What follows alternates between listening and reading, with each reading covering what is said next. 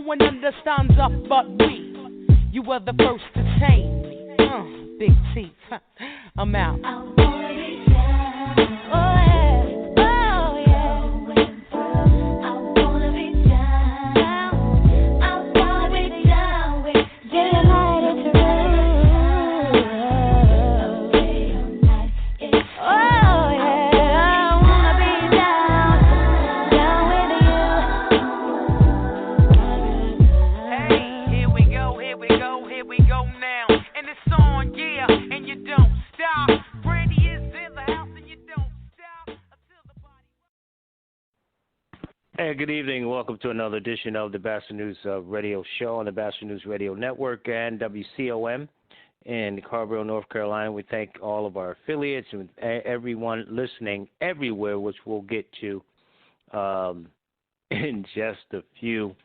646-929-0130, the number to get in touch with us. Press 1 to get on the line. If you have a question, you can hit us up there. The chat room is also open. You have a question in our chat room, and you can also hit us up on Facebook at Pad Nation, Pad Nation 2 at Twitter, We're on Instagram, and of course, we are on Facebook Live. We'll be on Facebook Live shortly. I want to bring in my first guest. Good to have him on. It's been a minute since we've had him on, but it's good to finally get him back into the fold. He is, of course, coming live this evening to bring his knowledge. He is a professor, an adjunct professor of legislative politics, specifically religion and politics at George Washington University Graduate School of Political Management. He is Quadrigas Driscoll, and Mr. Driscoll, we appreciate you coming on this evening, sir. Great. Thanks for having me. It's good to be here again. Absolutely. Thanks for coming on in this challenging time that we're in. I wanted to have you on to talk some politics, specifically with the guy occupying the White House and the recent, team on the Democratic side for the presidential campaigns. Hopefully they'll have a chance to win in November. But I want to start with the guy occupying the White House. That would be one Donald Trump. A couple of things about him. The first thing is he signed some executive orders, as you know, last week. Now, I really want people to understand what this means. He put forth a order to pay federal unemployment monies.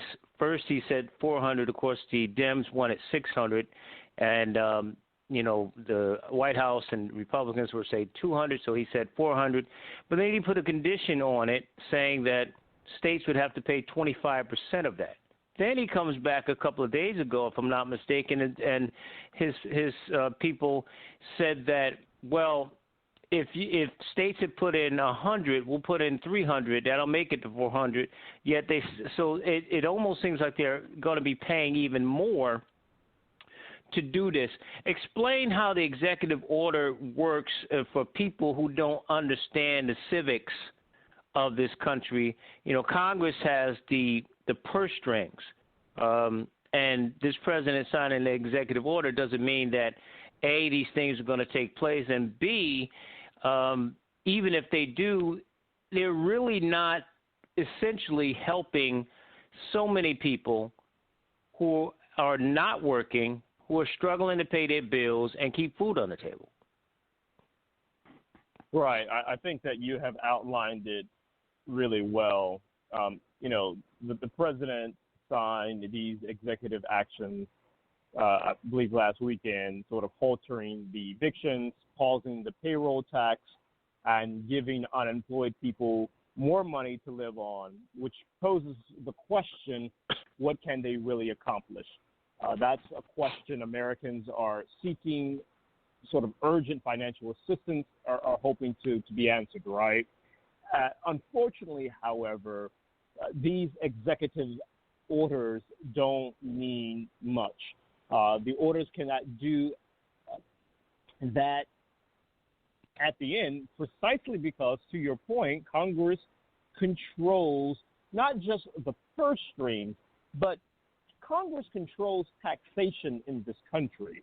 And when you're talking about halting evictions, when you're talking about ensuring that people have economic stimulus, when you are talking about ensuring or pausing, which is what he proposed in one of those executive orders, pausing payroll taxes, that's not up to the presidency, right? This is basic political science 101. We know that the executive branch sort of enforce the laws. It's Congress that makes the laws.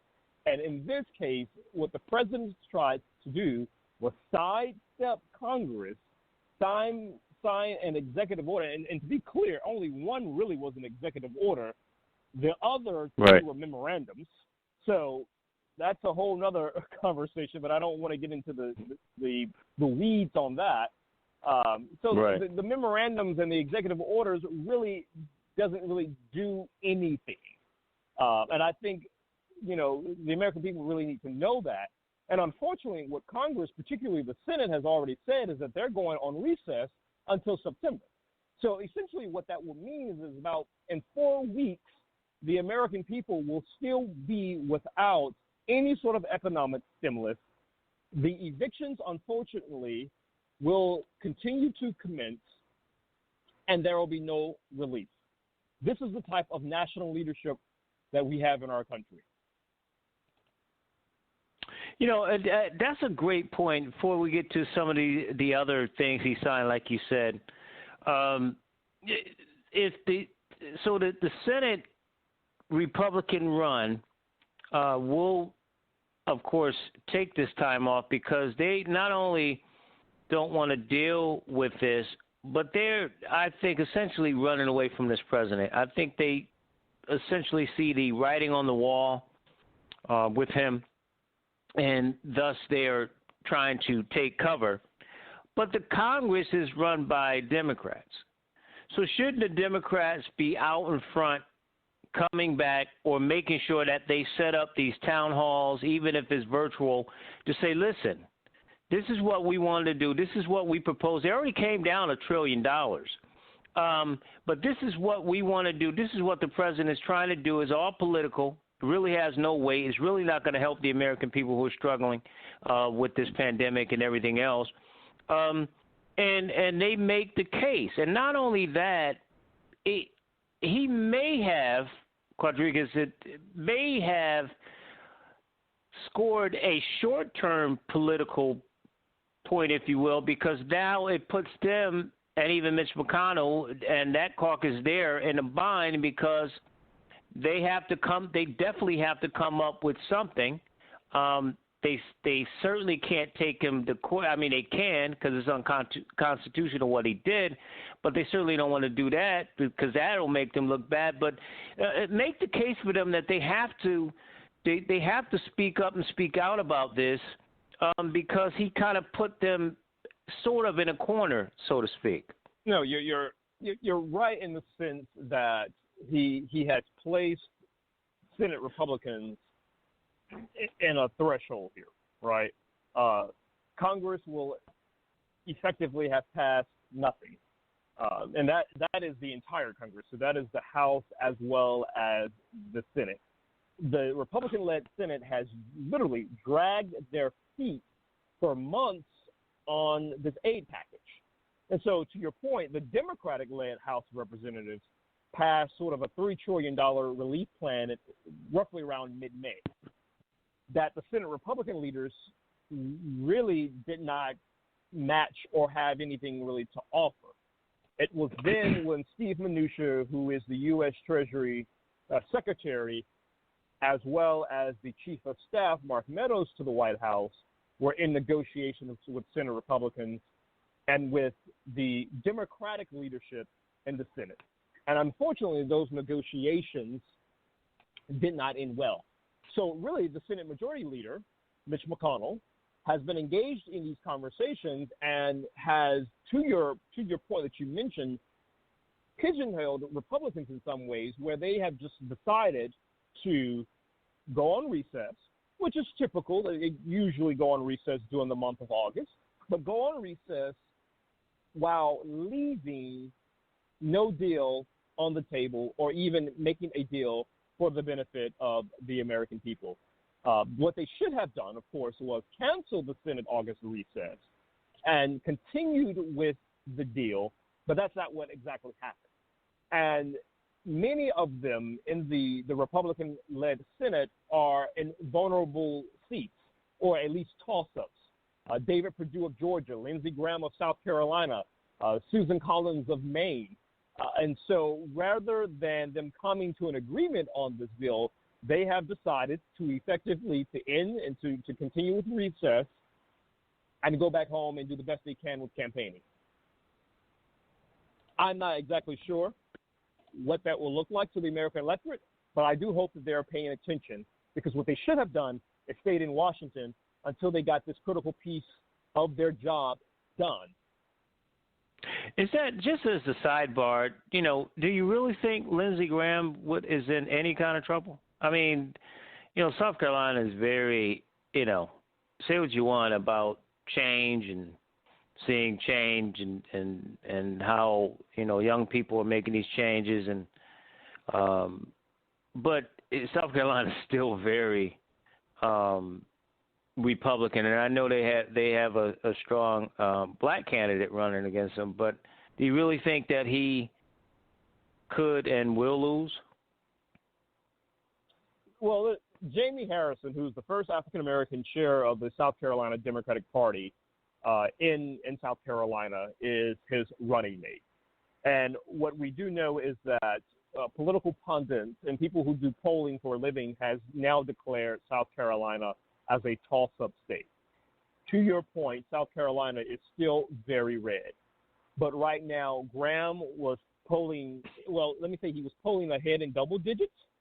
But the fact that he is in a considerable, the toughest re-election fight that he has ever had, I think says a lot. And so it says something about this moment in time that we're in. It says something about what's going on in South Carolina. It says something about what's going on across the country. So it's not necessarily a matter of will he actually lose. Quite frankly, I don't think that he will lose. But I do think he is in a tough fight right now. And Jamie Harrison, as well as other Democrats across the country, are giving these Republicans in these safe states, in these safe districts, whom we have presumably assumed that they would automatically be reelected. Now that is not the case. And so Lindsey Graham and David Perdue, as well as others, are having actually now to campaign and to show what they have done while they've been in Congress.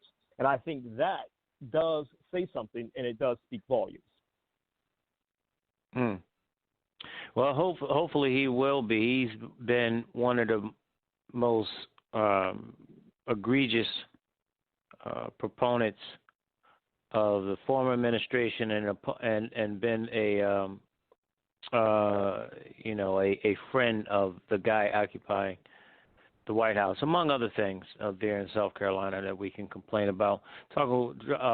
Quadricus Driscoll, he's an adjunct professor of legislative politics, specifically religion and politics at George Washington University Graduate School of Political Management, here on the Batchelor News radio show, the Batchelor News radio network, and WCOM in Chapel Hill, North Carolina. Let's look at another part of what the president has, failed at, and that is the coronavirus.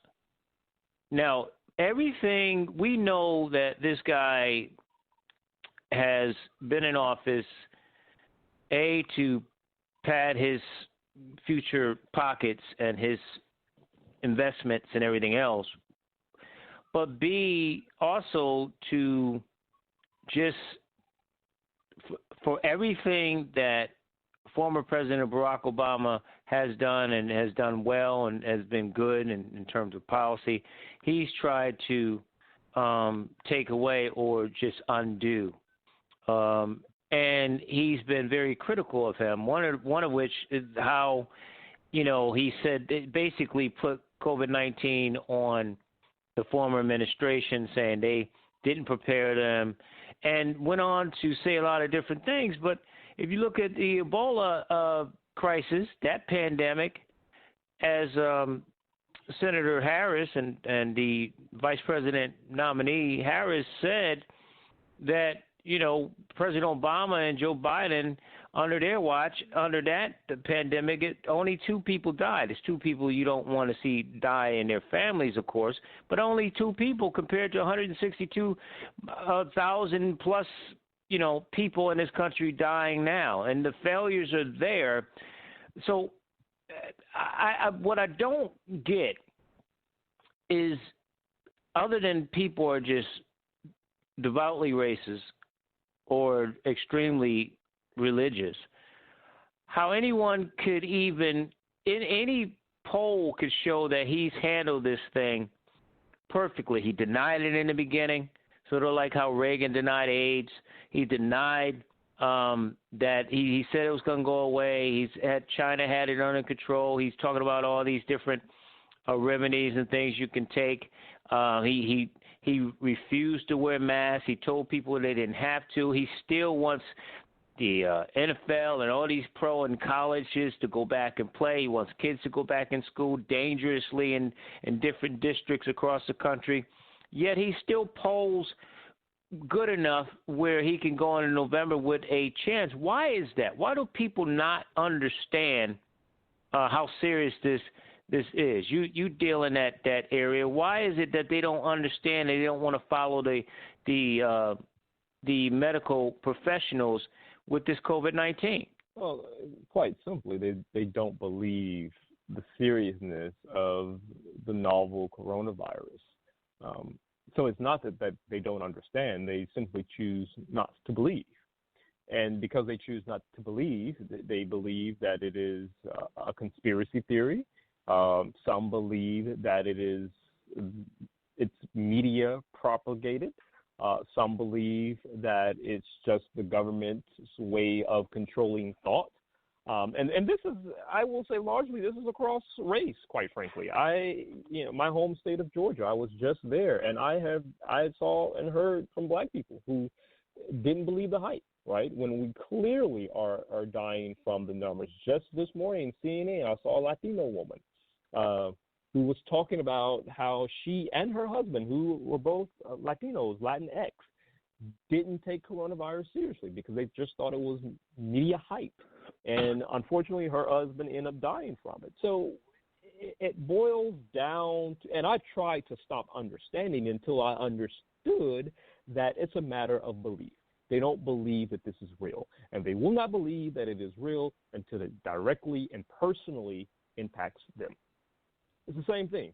When we saw Herman Cain, who I knew well, I shouldn't say well, but who I did have the opportunity of meeting on several occasions, when he died from coronavirus, there were those, particularly within the conservative mainstream networks, who refused to believe that it was a direct result of Herman Cain attending the Trump rally in Tulsa, Oklahoma.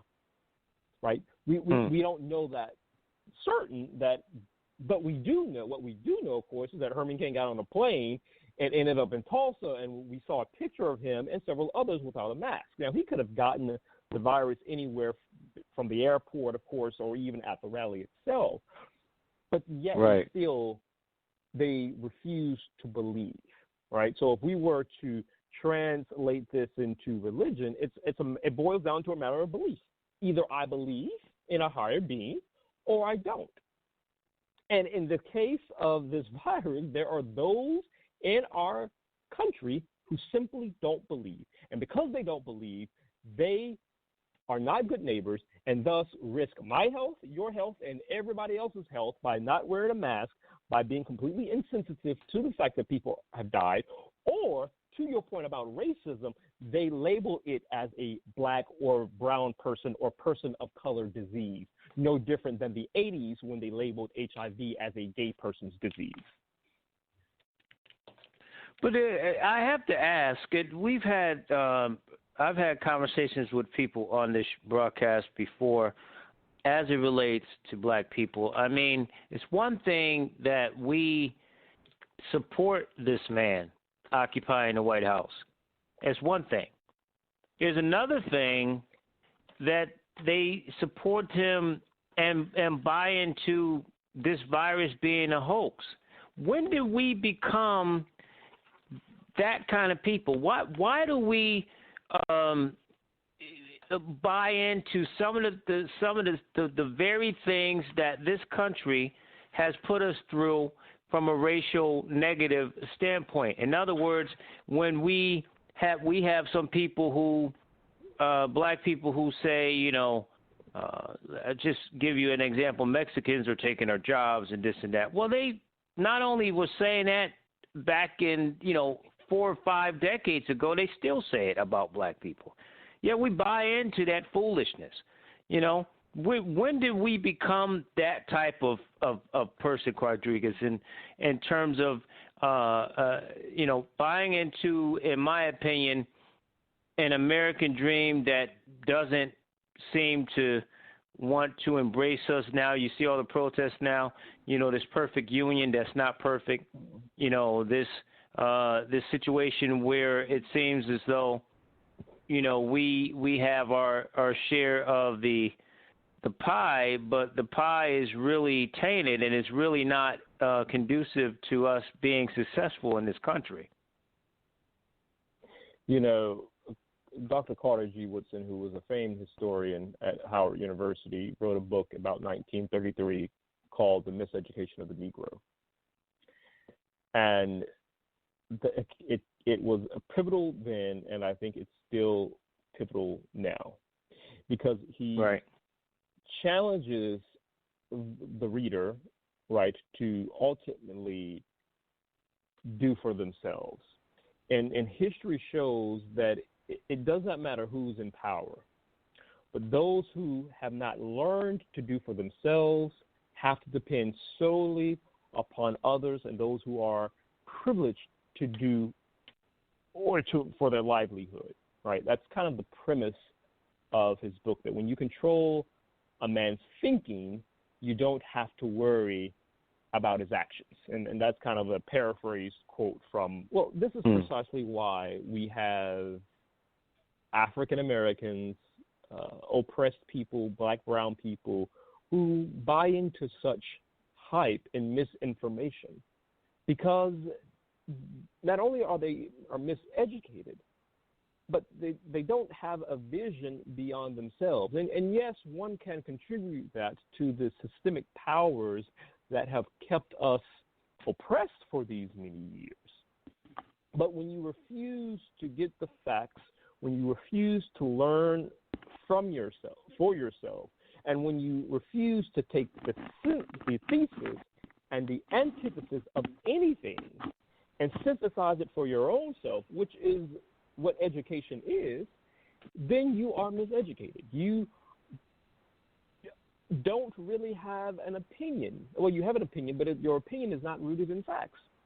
And so that is what we currently have, unfortunately. And I don't think it will subside anytime soon, because that's, one could just say overall that is the human condition. But my people have passed away from a lack of knowledge.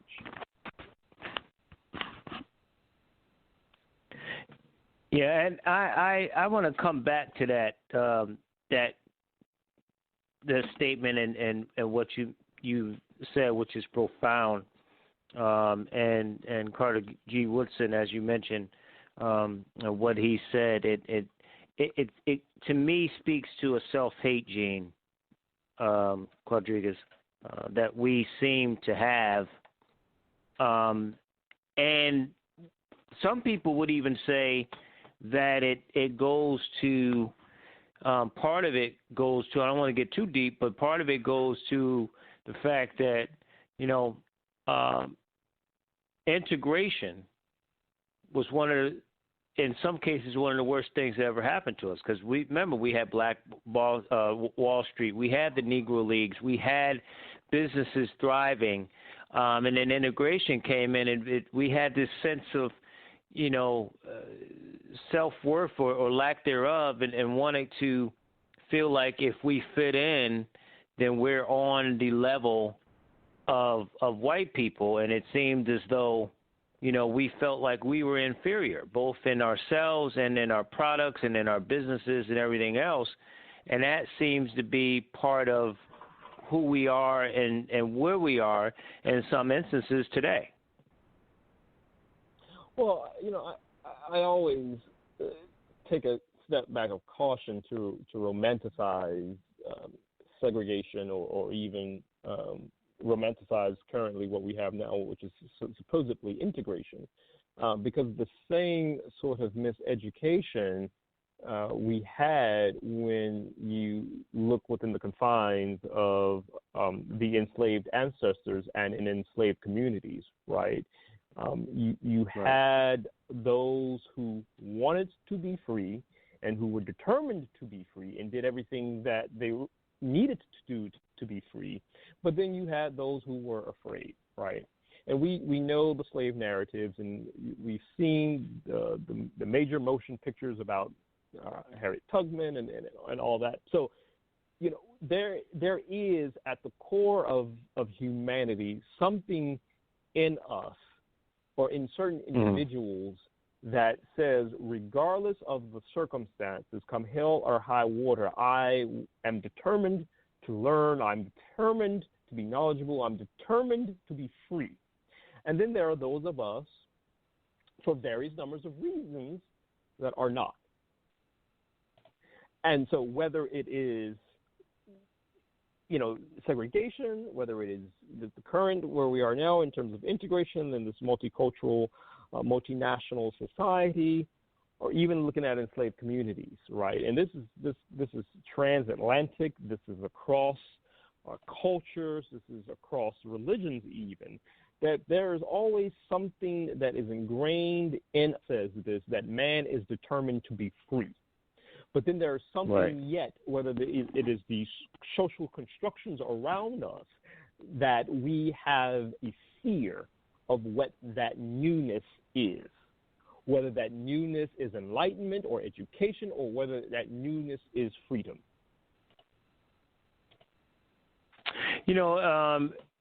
I want to ask you, before we get to Joe Biden and Kamala Harris in terms of their quest to be the next administration, I do want to follow up on what you said, and in a sense of when we look at the determination of being free and the determination of black people, do you get a sense that some of us get it? I guess humanity, all humans in some shape or form, all races have a sense of staying in our lanes, staying in our zone. It's not my problem. It doesn't take a village to raise a child. As long as I do what I'm supposed to do, I can't worry about anything else. My kids are fine. My house is fine. I got mine. And when you see these protests now, Rodriguez, where people are out there saying enough already. We tried it. It's like when you get stopped by a police officer. You put your hands up, they shoot you. You keep your hands down, they shoot you. You get out of the car, they shoot you. You stay in the car, they shoot you. What do you want? So people are like, okay, enough already. We got to bring forth change. And like you saw black people there in Georgia that didn't believe the virus is real and it's a hoax. There are people like us that feel, well, this is too much. It's, people are notoriously passive aggressive. They don't want change. They don't want confrontation. They just want to stay in their lane. And we've seen that with our own people. So how do we get our own to understand that you don't have to be on the streets to protest, but you should be engaged in somewhat, whether it's, on social media talking about another police shooting, killing an innocent black or brown man or woman, or whatever your way of showing that you're a part of this community is more important than just sitting on your hands, because now it's not the time. It's you either on one side or the other. It seems as though where this country's going, and we have a lot of black people who don't want to get involved even at the most minute level. Absolutely. The country and really the world memorialized Representative civil rights icon John Lewis and C.T. Vivian, but John Lewis particularly a couple weeks ago, right? And he said it in his letter to the country. And his life, of course, was a testament to the fact that it's not just social movements alone, but it's social movements and electoral politics or voting. It's both and. And I would take that a step further and say it's whatever sphere you find yourself in. we all have a responsibility to advance the cause of justice. Paraphrasing Coretta Scott King, struggle is a never-ending process, and freedom is only one in every generation. And so wherever we are, whether you are 22 or 92, you have some level of network or sphere or influence where you can advance the cause of justice. Everybody does not need to be in the streets marching and protesting, right? Quite frankly, that's a younger person's game. And I'm not terribly old myself. In fact, I'm a millennial, but I'm not out there marching in the streets. But so you have that, but you need people, even not of who are of the same skin color or culture, but who are of like mind, right? We have white allies or Asian allies. You need them in the classroom. You need them in the boardroom, right? So we need to be in every sphere of society, whatever that sphere is, and we need to be advancing the cause of justice. And not just advancing the cause of justice, I would go as far to say we need to be moving the needle of justice. And whatever that looks like, so ensuring that your space, if you're in the corporate or if you're in the classroom, ensuring that you are teaching from a diverse aspect of materials, and it's not just all Western constructions or Western thought. If you are in the corporate boardroom, ensuring that black and brown people are at the table, or if they're not at the table, ensuring that their interests are represented. So again, it's not this and or, but it's both and we have to stop thinking that there's only one avenue or only one method that we can find ourselves in when it comes to advancing justice. And we can't live in symbolism either, too, Rodriguez, correct? I mean, the other absolutely. side, they live in symbolism. We can't live in that world. I'm so glad you mentioned symbolism, because I've gotten into a lot of trouble publicly and personally from friends of mine, and I've said this on national television and publicly. It's not that I am not against. Actually, I am, in some ways, I'm sort of ambivalent about a lot of these Confederate monuments and statues that have been taken down. I'm sort of ambivalent about the Black Lives Matter Plaza, because in my view, while these symbols and these tokens or gestures are good, it does nothing to advance the cause of justice. It does nothing to put food or an economic stimulus in the mouth or pockets of a mother who has 4 children who's struggling to provide for her children in Southeast DC. It does nothing. It's good, and it makes us feel good in that moment, and I don't take away how feelings and symbols can inspire. But if we're really talking about moving the needle here, then we need to point towards Netflix, who made the prudent decision to put 2% of their billions of dollars into black banks. Right? We need to talk about the billionaires who have made considerable, generous donations to historically black colleges and universities for black and brown and other students to get an education. Those, in my view, are really advancements towards justice versus the mere symbolism. Symbolism is good and it's meaningful and it means a lot. But we also, to your point, need to move beyond the symbolism. Sorry about that. Go ahead. Oh, I was just... Oh, sorry about that. You said you were talking about symbolism, the core of the real companies that are doing it, rather than and like to your point, when you were talking about it.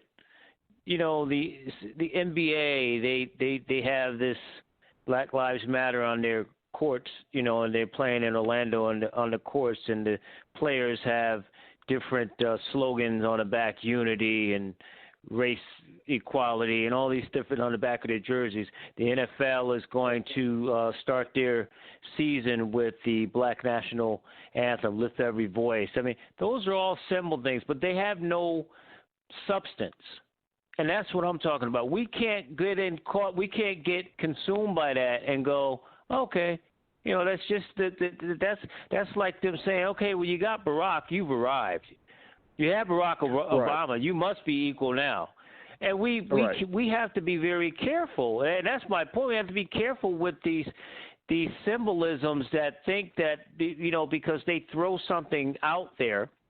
And money's not the only thing either. I mean, money with some structure, putting some infrastructure into that money that, some of these corporations would donate to organizations and cities and different nonprofits. It's just, we have to be very careful because the other side, and people, again, who want to stay in their lanes, Quadrigas, they're quick to say, okay, nothing to see here. You got it. The protest should be over now. Everything's done. We passed a couple of bills, John Lewis voting rights bill, and that's enough. We have nothing else to do. We've overcome. Right. No, I mean, you make very excellent points. And what I was saying before there was some minor hiccups is that you're absolutely right. Symbolism and representation is vitally important, but it cannot be all. And sometimes my concern and even critiqued and criticism is that we get so enraptured and engulfed and enamored by the symbols that we forget the real substantive policy solutions that need to accompany those symbols and that representation, right? So, yes, I applaud, right, Netflix for putting 2% of their billions of dollars into African American to black banks. I applaud the billionaires who've given generous donations to HBCUs, historically black colleges and universities, as well as other social justice nonprofits. But to this larger structure, we need those same individuals and companies to also help to advance the cause of justice by tearing down the systemic structures and institutions that are in place that continue to keep people oppressed. Just today, I didn't read the article, but I read the headline that the billionaire Robert Smith, who gave the $40 million donation to Morehouse by paying off the graduates' student loans, said that corporations need to be responsible for providing reparations to African Americans.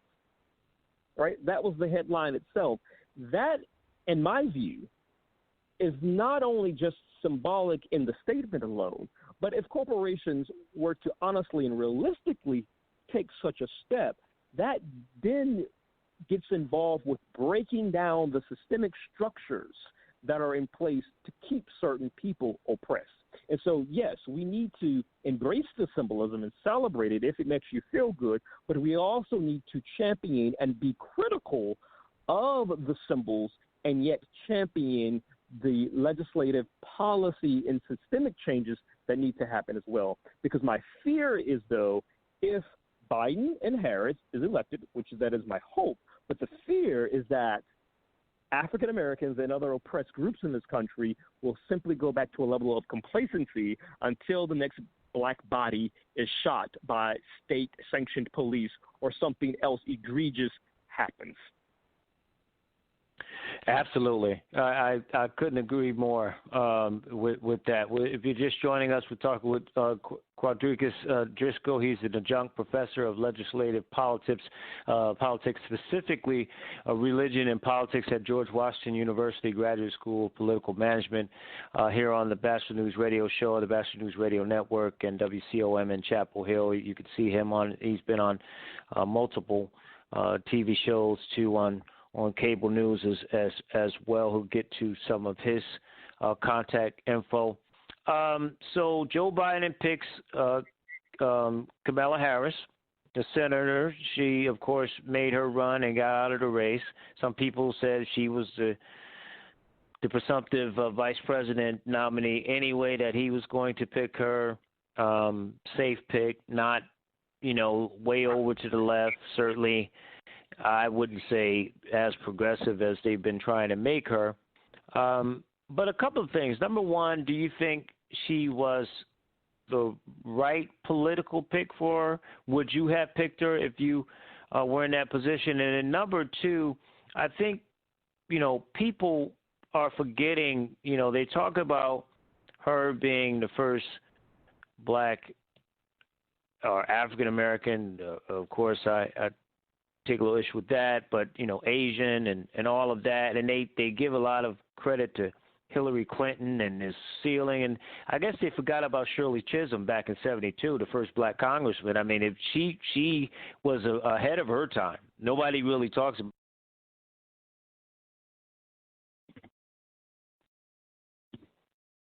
Hello?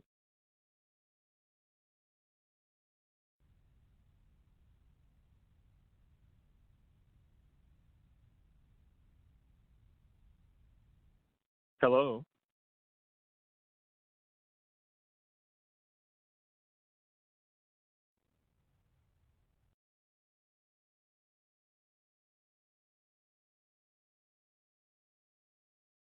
And Rodriguez, I do apologize that we lost you somehow there.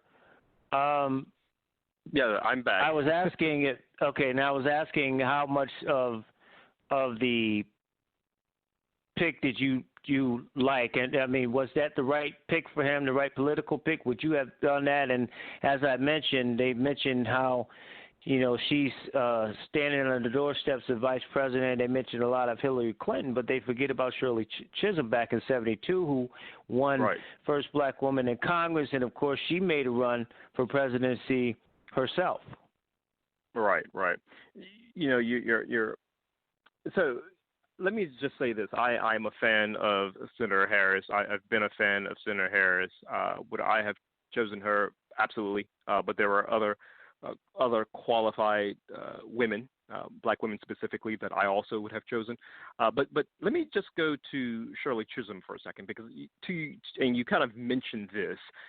People are talking a lot about Senator Harris and her background. The fact, of course, that she is a black woman. She is the daughter of immigrants from Jamaica and India. She's black, but she's also Indian. She's African American and Asian. All right. She's a woman and a graduate of Howard University, historically black college in D.C. Shirley Chisholm is also the daughter of immigrants from Barbados and from British Guiana. And so we somehow conveniently forget that Shirley Chisholm was black, but Afro-Caribbean, no different than Kamala Harris. At least one aspect of her identity is Afro-Caribbean as well.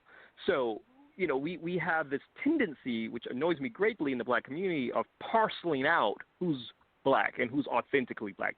If you don't like Senator Harris, don't like her for her policies. But we do not have a monopoly, or we do not get to decide who is black, particularly if you come from oppressive circumstances. Because the reality is none of us of color are privileged under the thumb of oppression. So I'll just wanted to get that out and leave it at there. But I think Senator Harris, listen, I think one of the ultimate reasons, aside from the personal reason that Joe Biden has stated, and the personal being Senator Harris's connection to Vice President Biden's deceased son, Beau Biden, I think that was the overarching tipping point, really, that led him to choosing her. When you look at her record in particularly when she was the Attorney General of California and even as a district attorney, she has been on every level of government possible. So she has the experience that I think is needed from the state to the local to the national level, right? And I would say when I looked at least the 11 candidates that I'm aware of that they were vetting, that sticks out in my mind, the experience from the local, state, and national level that I think Senator Harris comes with. She, again, you mentioned the sort of multiracial background. She can culturally, she's biracial. She can identify across different demographics. But I think it is her record as a prosecutor, quite frankly, and I think it's her record as the state attorney general that really will appeal to a lot of suburban women voters. And to be more specific, white suburban women voters. I think those same moderate suburban women voters who may not like Trump from a moral perspective, and quite frankly, they're kind of tired of him, I think they would look at somebody like a Senator Harris, who is also, to your point, moderate, who has a law and order background, but I will say in some ways have sort of redeemed herself in the Senate with some of the legislation that she has sponsored and co-sponsored, with her questioning of certain Trump appointees. And so I think she has a comprehensive and holistic record that both will appeal to black and brown people, but also to those moderate, suburban, again, white women voters particularly. That's enough to sway them to vote for the Biden-Harris ticket and ultimately to win the election. And I think all of that went into Biden's calculation of it when he chose Senator Harris. Yeah, let me just say this too and I got one more question, I'll let you go. A couple of things with the pick. I personally wouldn't have picked her. I thought a couple of people would have been better suited for me, at least in my opinion. But certainly I understand it from a political standpoint. She is a moderate. I looked at her record, and I know some people in California. She wasn't too friendly to black men and incarcerations, which I have an issue with. But aside from that, to cut you off, I think we criticize her for doing her job as a prosecutor. We criticize her, and the reality is we need black district attorneys, right? We need black attorney generals, and so, but at the same time, we can't pretend as if she didn't create a recidivism program to reduce recidivism with regards to incarcerated people who were new released. She actively put programs together when she was the attorney general and when she was the district attorney. And so there's catch-22. We need black DAs and attorney generals, but we criticize them for doing their job.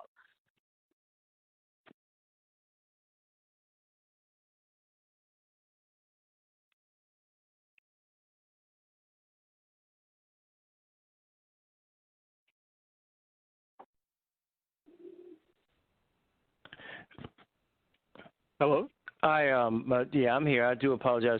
I understand that. The only thing I'm saying is that when you look at that record, it's just one of those things where you want to be a little more in a better position to make better decisions. I think she came under that three strikes you're out momentum that was really, quite frankly, extended through the Obama administration in the sense of maybe not the complete policies, but a lot of the extension of what Bush put in place and even Clinton put in place was extended. That law and order moderate California that was going out there, very Republican, it's going Democrat a lot now. But to the point of some people feel like she was a safe pick because, she's involved, she has an interracial relationship. You could make the case for President Obama with some people in terms of the mainstream. In other words, white folks don't feel as threatened with fair-skinned people or people who are in or in interracial relationships. I mean, if you or I are as dark as she is, if we ran, they have a problem with it. They feel threatened by dark-skinned people. That's I mean, just doing the research on it. I mean, they feel like that. So some people feel like she was picked for the wrong reasons and not on the merits that you talk about. And that's something that's been mulled around, which brings me to Representative Clyburn, who, I have an issue, and a lot of people have issue when he proclaimed Joe Biden as, an honorary black man. That's just like Arsenio Hall saying Bill Clinton was black because he played the saxophone on his show. Do you have any concerns about that, and that we are led by, we're historically led by one or two people who say vote this way? I mean, Democrats and black people have gone hand in hand for a long time. Certainly, there's no difference with Joe Biden, and the feeling is that we don't think for ourselves. We think, okay, we're Democrats, so we vote Democrat no matter what. With few exceptions, 10% or something along those lines. Maybe George Bush had a little more in terms of blacks. But what do you think about that in terms of how we follow certain people? And we're just presumed to be Democrats, and if white politicians have been taking our vote for granted. Well, I think the Democratic Party has largely been taking African American votes for granted. Hence, again, it goes back to the conversation we had moments ago regarding miseducation of the Negro.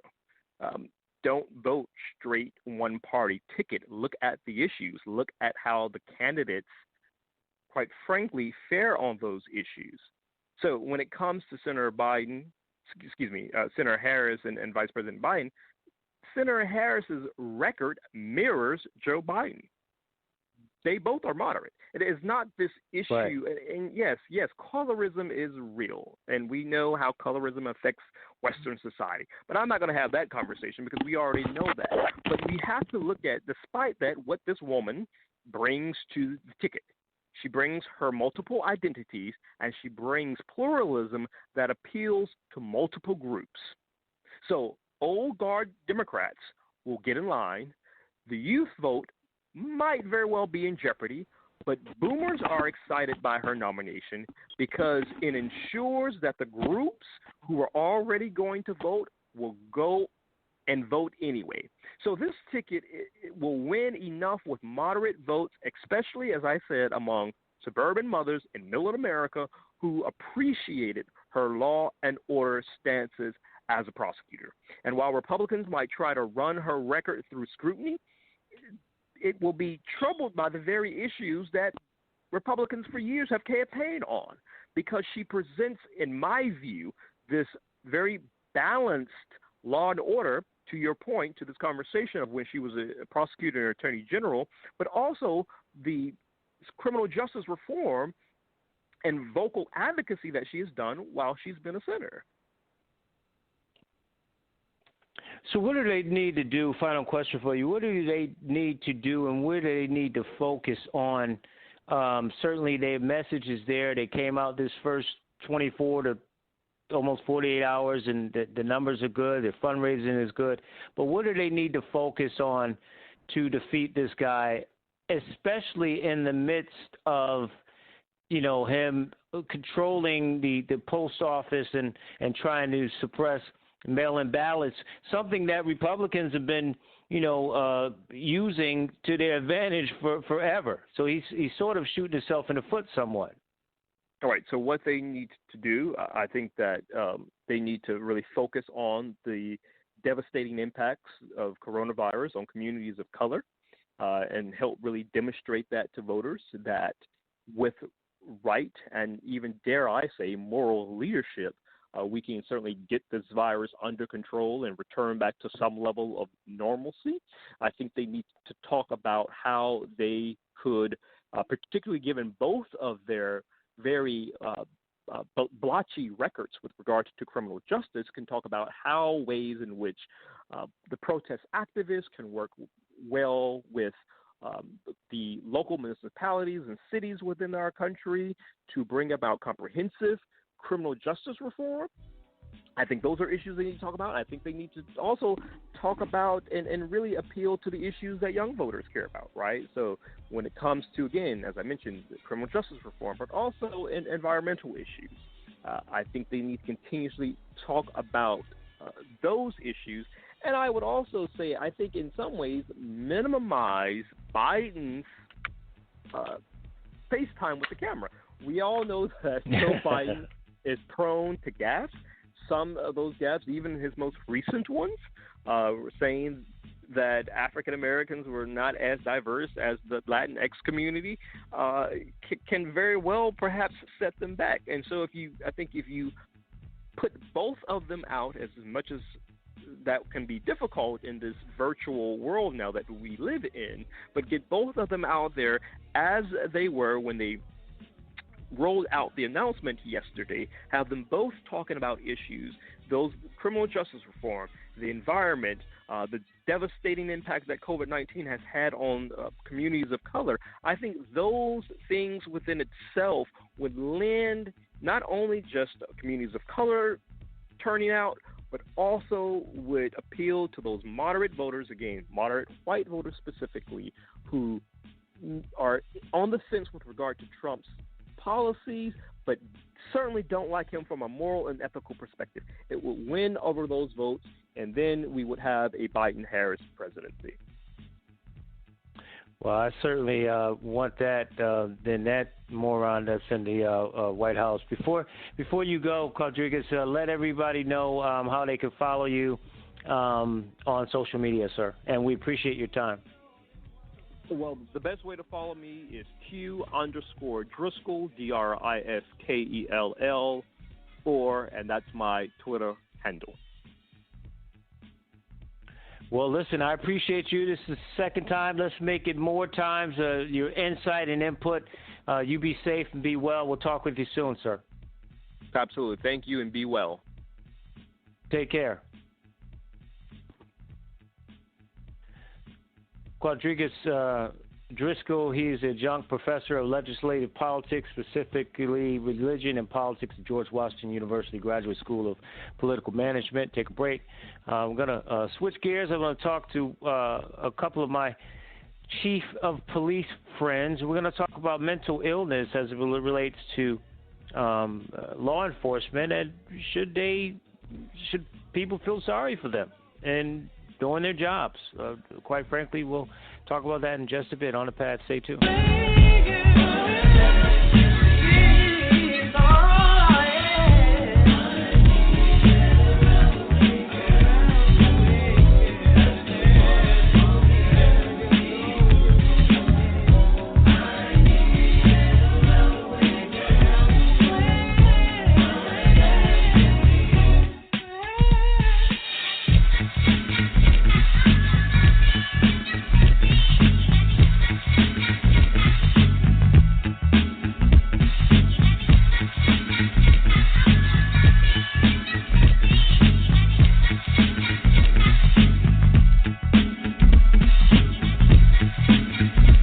In the You and the Law with Chief Virgil Green and Chief Keith Humphrey. The show focuses on law enforcement and their relationship with the black community while letting you know your legal rights as a citizen when confronted by the police. Listen live every Tuesday night from 7 p.m. to 8 p.m. Eastern at blogtalkradio.com and the podcast every Monday through Sunday at 4 a.m. and 6 p.m. Eastern at thebatchelornews.airtime.pro.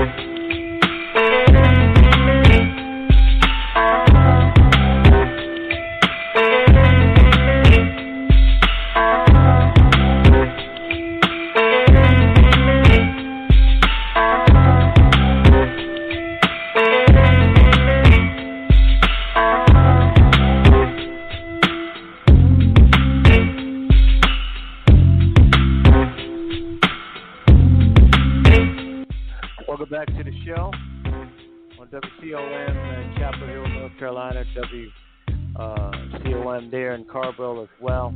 The Batchelor News Radio Show on the Batchelor News Radio Network.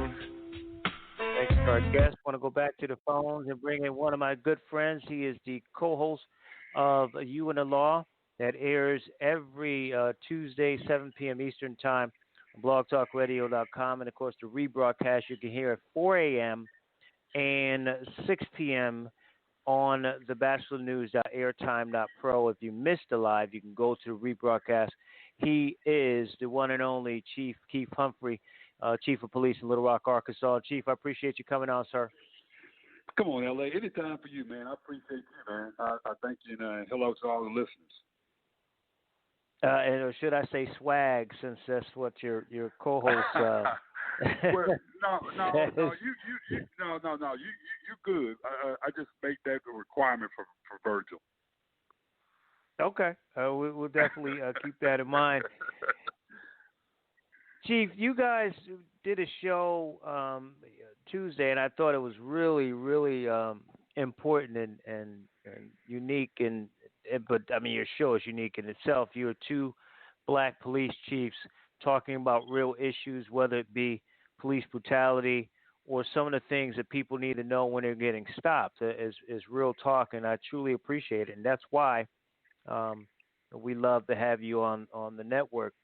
But Chief, I wanted to ask you about the conversation you had regarding, mental illness and stress that law enforcement goes through.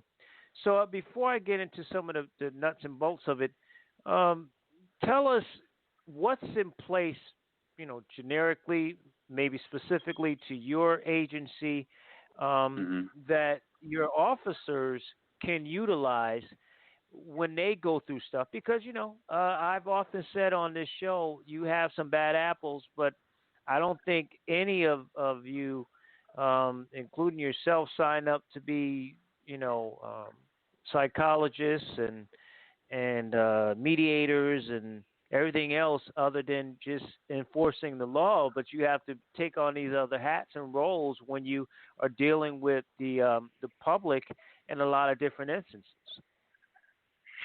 Well, I'll tell you, L.A., there's always been, for a long time, the only person that law enforcement officers would trust, it was always go to your minister.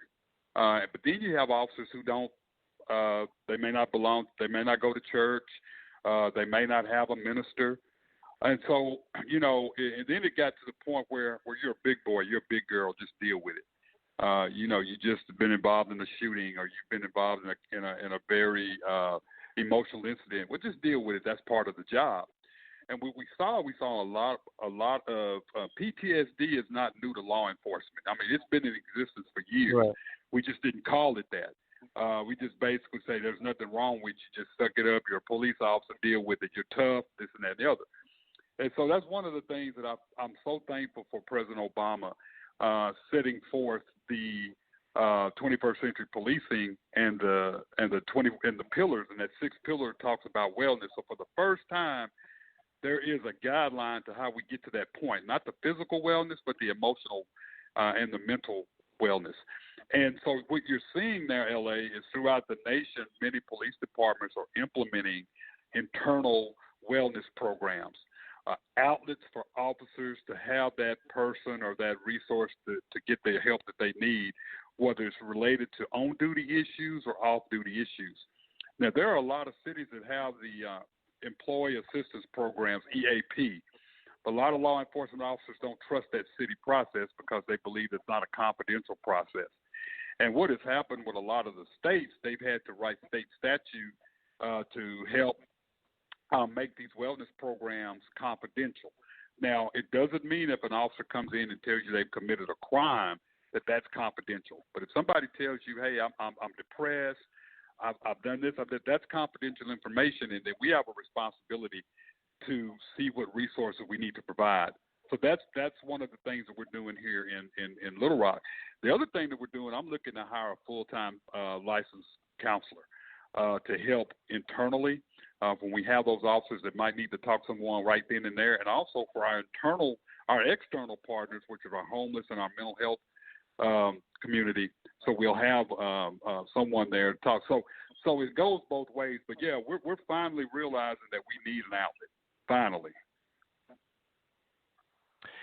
You know, it's you talk about trying to put those things in place. Do you think that the stress of the job and which leads to a lot of issues with officers, and they don't have that that place where they can go if they're not religious or what have you? Do you think that that tends to lead to why we have some of these bad apples or the shootings, or they're just bad apples? I think of both. I think that there are individuals that have seen so much go on, and they have so much in their personal life going on and in their professional life, they don't know how to separate the two. I think that can evolve into a problem. And then I do think you just have people that just have problems. They're going to have problems no matter what kind of assistance they get, and they're wearing badges and carrying guns. So I think it's both. But I think for the most part, you have individuals that don't know how to get the assistance. And then you have coworkers who basically say, well, that's their problem. I'm not going to get involved in it. And what we see also, LA, you've heard us talk about this. There are police officers out there that don't have an out. So everything, all they breathe, eat, and sleep is police work. When they're on duty, when they're off duty, they don't have an out.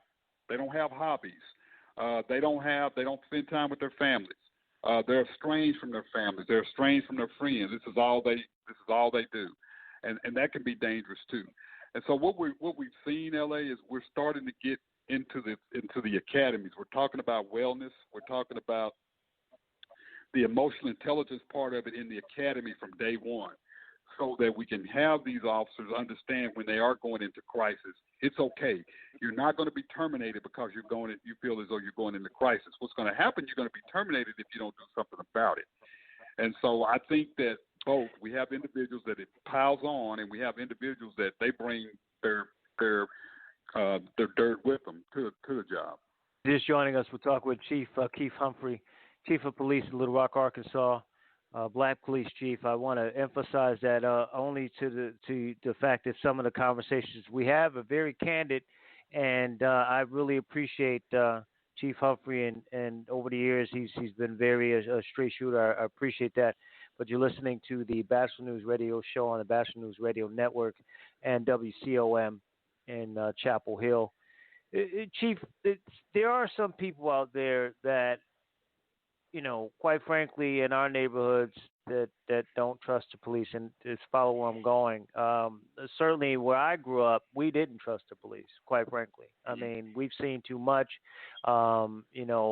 just a lot of stuff that are quote unquote off the books and what they did, and some stops. I had a gun put to my head before, and even your own law enforcement, black law enforcement, has been harassed. We see it now on social media. Certain officers are talking about they've been stopped, and thank God they had the uniforms, or they might be dead. So that aspect is there. So it's probably going to be hard for civilians, especially those who are victims of police brutality, to have any empathy or sympathy for law enforcement that is stressed out and going through some mental issues. And you talked about PTSD.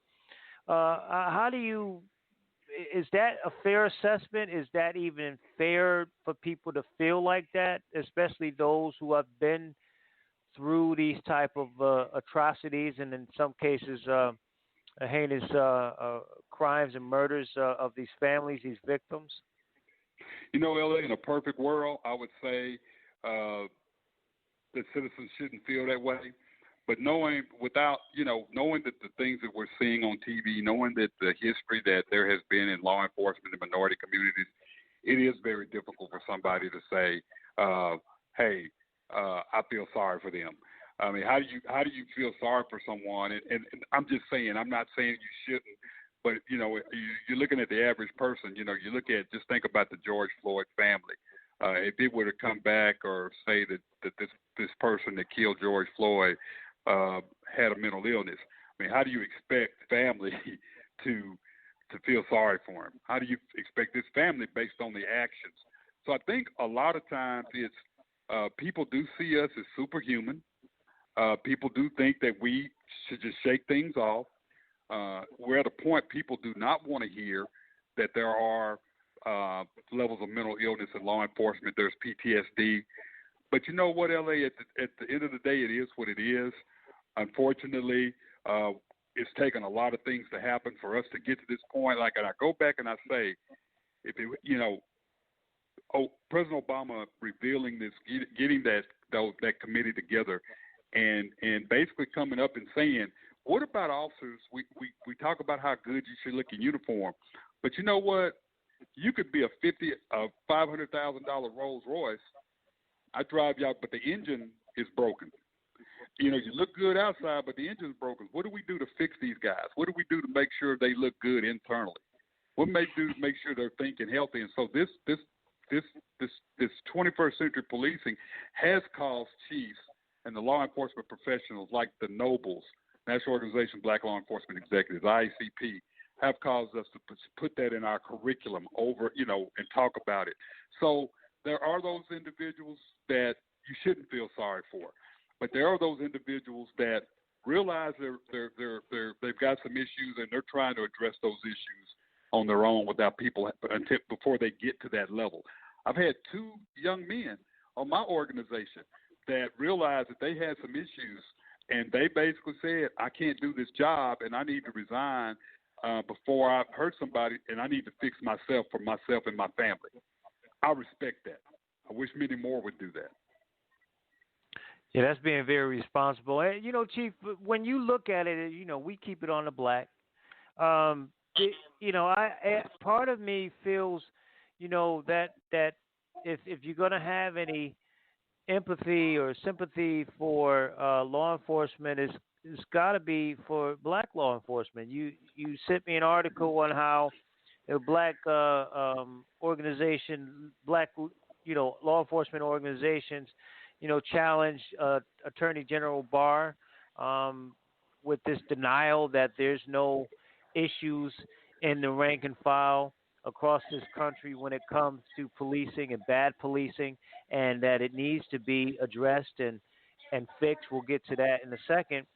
But the other part of it is, some of those officers that maybe are not out there, black officers are not out there maybe brutalizing black and brown people. They're standing by and watching it. They're enabling it by saying nothing.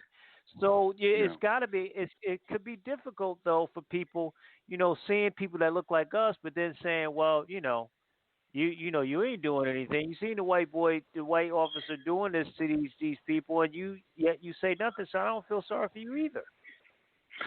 Yeah, it is, and you bring up a good point, and I'll tell you, LA. Every time I think we're digging ourselves out of this hole, it seems like we dig a little bit deeper and fall a little bit deeper, and that's correct. When you see the situation with George Floyd, I keep bringing that up because that's a situation that everybody saw, they witnessed. You can't sugarcoat that. You can't make excuses for it. And you had 3 other officers around, and nobody intervened. But now you hear later that somebody was saying, well, maybe we should do this, but there was no actual physical attempt or a strong attempt to have this person stop. That is a concern.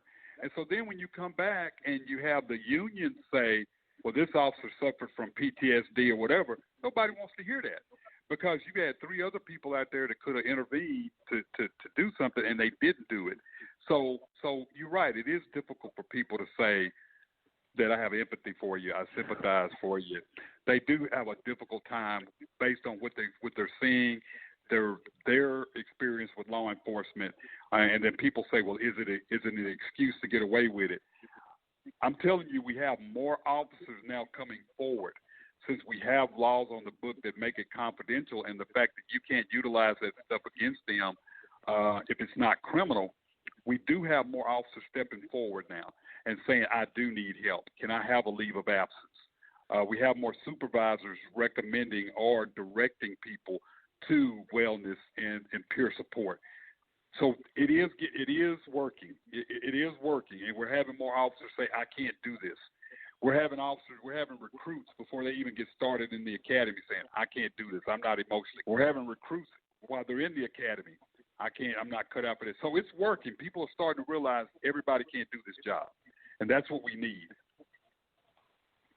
If you're just joining us, we're talking with Chief Keith Humphrey. He's the Chief of Police of Little Rock, Arkansas, on the Batchelor News Radio show on the Batchelor News Radio Network and WCOM in Chapel Hill.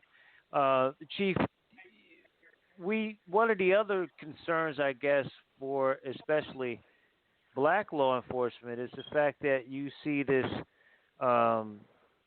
this wave of law enforcement officers retiring, some of which having this what do they call it, this the blue flu issue with it, the blue flu, where they want to resign or they're just going to stay out because of the blue flu because they feel like they're being targeted, which I think is laughable. And the ones who want to stand down and retire are probably the ones that are doing all the bad stuff anyway, but I digress. And then you have, again, the rank and file, the mainstream of, police in this country that are, maybe not necessarily siding with the guy occupying the White House, but certainly feel like they're being targeted. And then you have the ones that feel like this word defunding, we'll get to that in a second, is hurting them and maybe even hurting their salaries, so they're retiring. So is there a peril right now amongst law enforcement right now? They seem as divided as we see people in this country as it relates to race. Is law enforcement in some deep trouble right now? Yeah, I wouldn't say deep trouble. I think you're seeing reality. I think that what we're seeing is you don't have very many chiefs like me in Virgil who tell the truth, who tell the story of law enforcement and the history. And there are just a lot of these individuals that have never experienced anything like that. You think about this. Let me just kind of paint a picture for you. Ferguson, Michael Brown. That was really kind of an isolated incident that you had a little bit of the sparks throughout the country. Okay, we have never seen in the lifetime of many of the people, maybe the baby boomers, but definitely not the new generation of millennials. This most recent generation, they've never seen anything like this. And so you take the fact that you're from a small town, it may not be very diverse. And what you're seeing is people coming together to stand up against the police and to stand up against oppression by police officers. That scares people.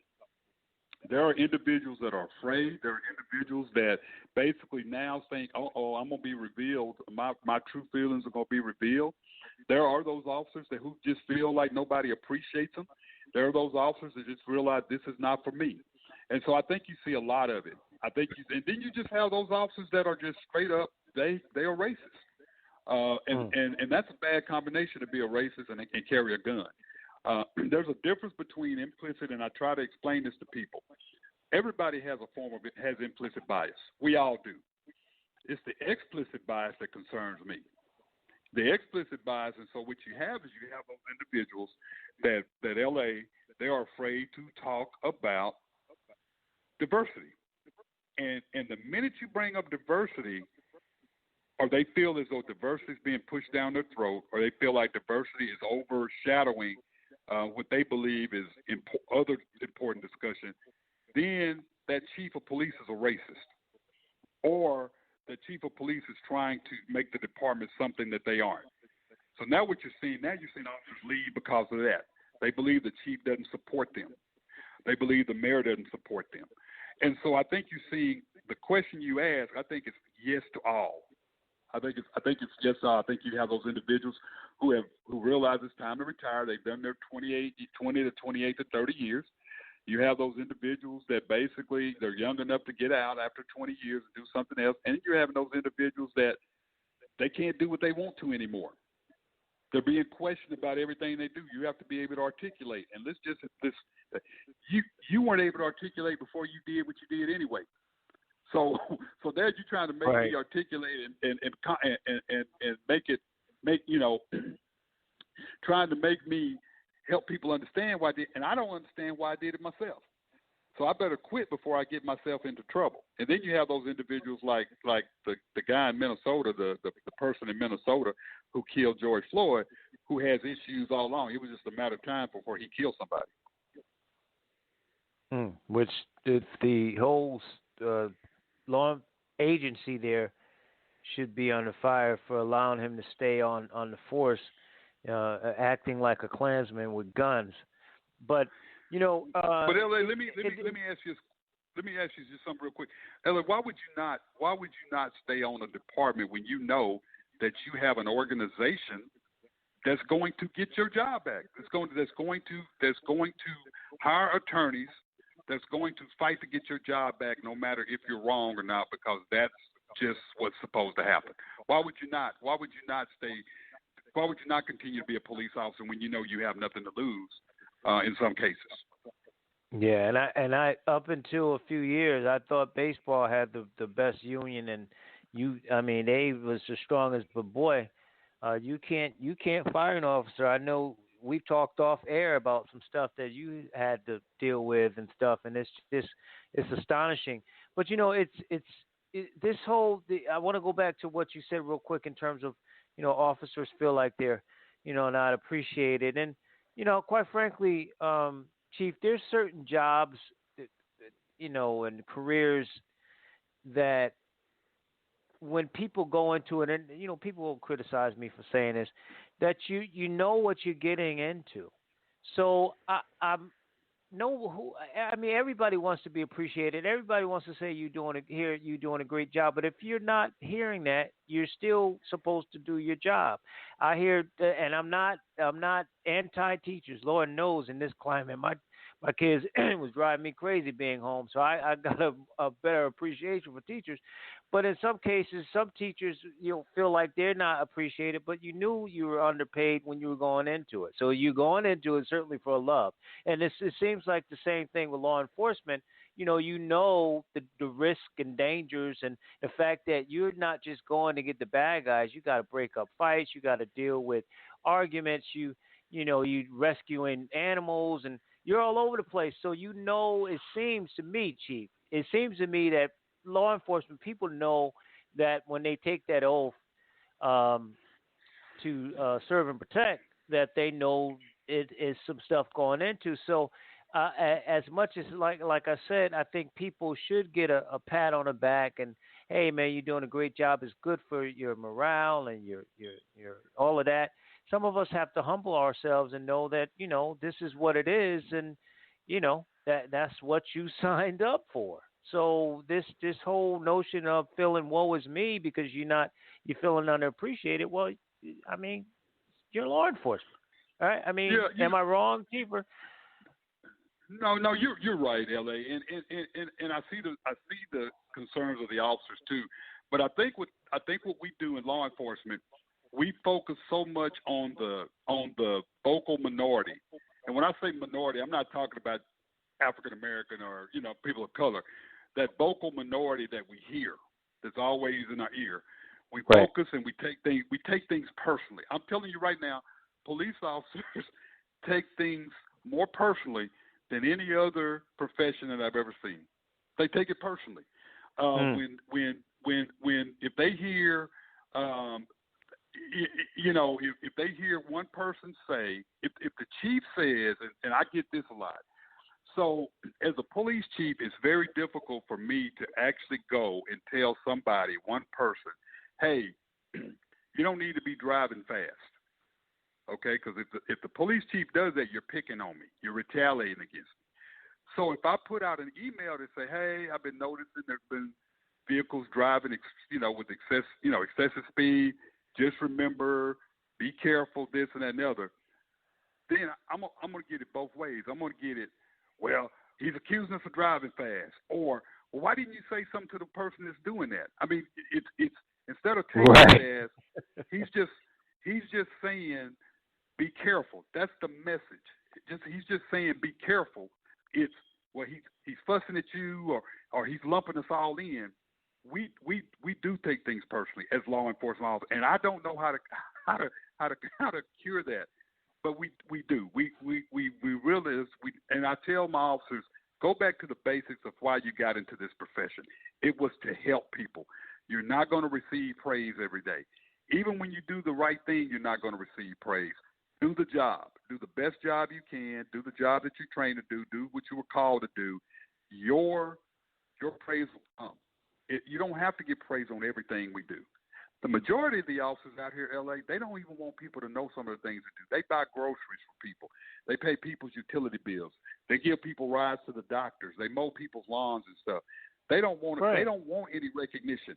But it's those that got into law enforcement for the wrong reason that feel they have to continue to get the praise. Case in point, how are you going to sit here as a SWAT team and see two of your members push a 70-some-year-old man out of the way? He hurts himself, and that because the mayor or whomever called you out, you're going to quit. Your guys were wrong. What they did, how are you going to just, I mean, that's what I'm saying. Those are the things that upset the communities. Well, there are those who feel like they're being attacked because, again, it's almost like, you know, when these little phrases we have now in society that I don't buy into, like when somebody dies, thoughts and prayers, and half the people don't even pray, but it's just something nice to say, or thanks for your service, and they really don't care about the military. I mean, we have these different stupid things that we say, don't really mean it, but, you know, those officers might hear it, thank you for serving, and they start, you know, again, sticking their chests out, now humbling themselves, and there's the ones that feel that, and then there's the ones that look at black and brown people are like animals to slaughter, so they don't care about how old that man was. They just, you know, how dare you question me? You know, he's just an old black guy. What's the big deal? You know. Right. But I digress. Final question for you, because I know I got my other guests on the line. You know, the word defund has been thrown around a lot. Defund the police, and there's two sides of it, and I have concerns there. And I mentioned this to you and Virgil weeks ago when we talked about that word, that mainstream and people who want to do the boogeyman, the scare tactics, say that defund that there's not going to be any police officers on the planet, and it's just going to be lawlessness and everything else. Now, you do have, like your colleague in Seattle who resigned because of the monies that was shifted away from the budget, and you have situations like that. I get that. Certainly if she didn't feel, an African-American woman especially, that did feel that, you know, she would be able to do her job effectively with those cuts. But then the other side of this, Chief, if you will, quickly, is the fact that you have the protesters who they demand, they don't even ask, they demand change in terms of getting these bad officers off there, having these curriculums and programs, make sure you get the right officers in place. And it's been hijacked by these snooty liberal people that don't live into these neighborhoods, that want to take all these funds away and sort of, you know, handcuff you, if you will, people like yourself, and they don't have to live in the urban cities. They ain't never been in the hood. Naughty by Nature said, if you ain't never been in the ghetto, stay the bleep out of the ghetto. They've never been there before, but they can come in with the liberal ways in terms of the snooty ways and push policy, and then they go back to the little suburb area. So speak to that, because that's another part of it. I'm not saying there's not the need to bring forth extreme change, as I said, but we also have to be careful on how we do this restructuring, not the defunding, but reorganizing is probably a better term of these agencies across the country. Well, L.A., I'm going to tell you right now, be careful what you ask for. And I'm like you. I think a lot of people is that vocal minority that there's an item out there. They jumped on that bandwagon. They have no idea what they're talking about. Reorging, absolutely. Defunding, no. What are you going to do? They don't want the police gone. This is what's really sexy right now. This is what's getting attention. If I say this, I'm going to get 5 minutes worth of media attention. The people who are saying that, they've never had to utilize the police. They've never encountered the police, and if it was minimal. They've never had to stare down a barrel of a gun. They've never had their home broken into. They've never had a loved one that they've lost that's been violated. They've only heard about it and they've seen it on TV. These are individuals that don't get it, and so I'm thankful that you have more people that say let's sit down with police chiefs and city officials and say let's reorg and talk about what we can do better. But this defunding thing, these individuals saying that, they haven't a clue what we do. Yeah, and we have to be careful. And I'm not talking about the protesters. I'm not talking about the ones who really want real comprehensive change, get the bad elements out. We're not talking about them because those are the ones that get it. What I'm saying is, and I think you're saying is that it's been hijacked by people who want to jump on it, coming in the neighborhoods and don't know what's really going on, and using that word and then using it to the extreme where you have good police chiefs like your colleague resign, and we could possibly see more of that, and that would be a shame. We're not talking about the Black Lives Matter movement or anything like that. We're talking about individuals who are opportunists. That's what we're talking about. Right. Absolutely. Chief, listen, I appreciate you. If folks, if you get a chance on Tuesdays, check out You and the Law. It airs on Blog Talk Radio at 7 p.m. Eastern Time. And, of course, it also, if you missed the rebroadcast, go to our website, thebatchelornews.airtime.pro. That show airs at 4 a.m. and 7 p.m. Eastern Time. It's You and the Law, co-hosts of that, Chief of Police, Chief Keith Humphrey in Little Rock, Arkansas. Of course, Virgil Green, as well as the other hosts, couldn't be here. Thank you, Chief. Be safe. Be well. Love you, man. Appreciate your time. Love you too, man. God bless. Thanks, Chief. Take a break. Get to our next guest. Going to switch gears a little bit and talk more about the coronavirus as it relates to some of the pro sports out there with our next guest on the Batchelor News Radio Show on the Batchelor News Radio Network and WCOM in Chapel Hill.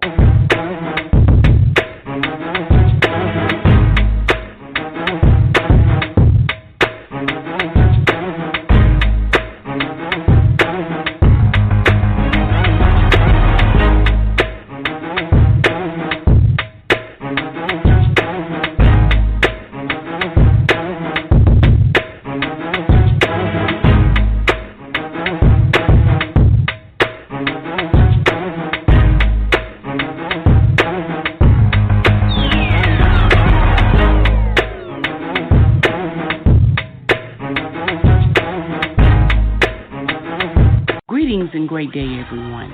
I am Elder Janelle Strickland, host of the Life Cafe radio broadcast from Maximizing Life Family Worship Center. I invite you to tune in every Saturday from 5 to 6 p.m. Tune in, maximize your life with the Word of God, and be blessed.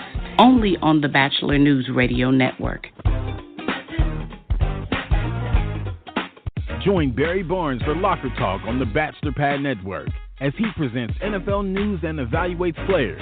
Fridays at 9 a.m. Eastern at blogtalkradio.com.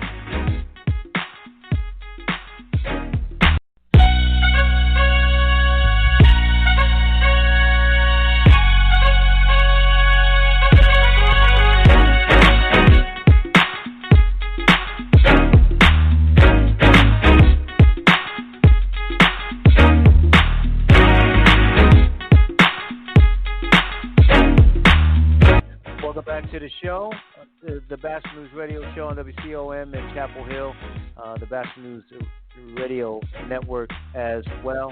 646-929-0130, the number to get in touch with us. Press 1 to get on the line.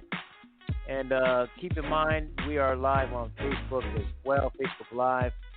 So if you want to check us out there, you can do that as well. I want to bring in my guest. Of course, he is the founder and CEO of the Charlotte Bats in Charlotte, North Carolina. Good to have him back on the program. He's Rick Curdy. And Rick, appreciate you coming on this evening, sir. Thanks for having me on your program. Thank you. L.A. Batchelor alongside Tony T. Mac McLean. We'll get to him in just a bit.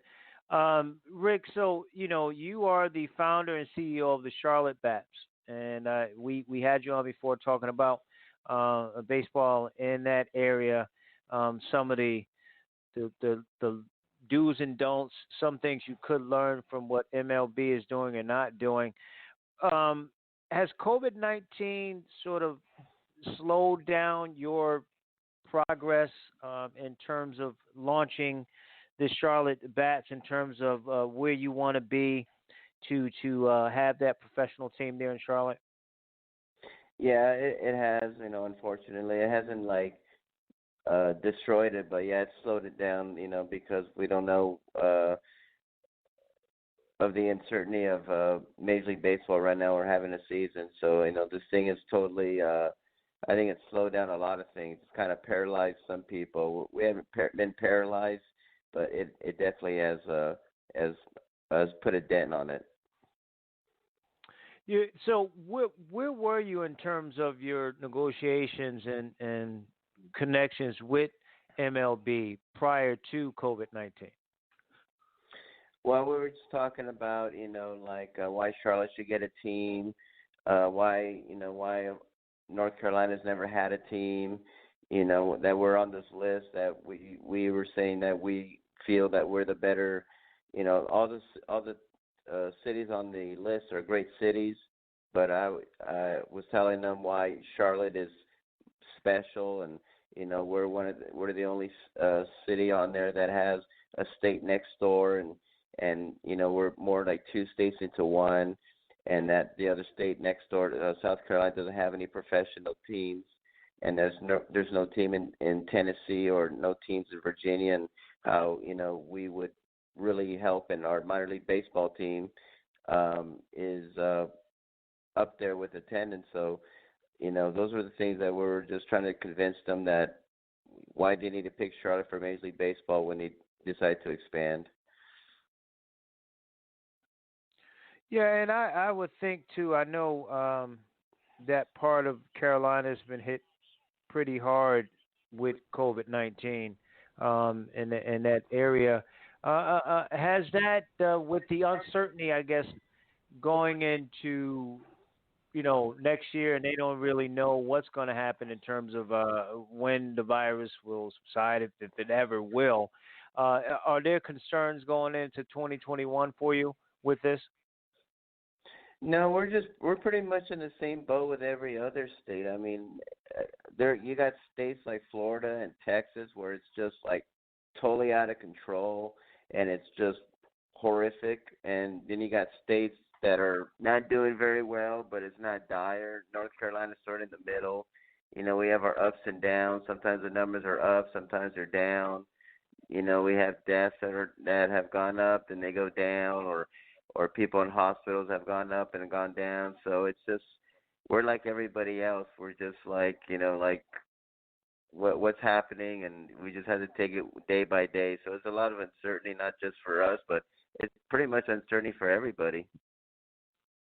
Yeah, you're right. In Durham, it's a day by day thing here, and in terms of reopenings, and really, it's not just a state thing. You got to bring it down to a mayoral thing too. What they're going to do in that town, in that city, whether it be urban or otherwise. If you're just joining us, we're talking with Rick Curdy, founder and CEO of the Charlotte Bats, here on the Batchelor News Radio Show.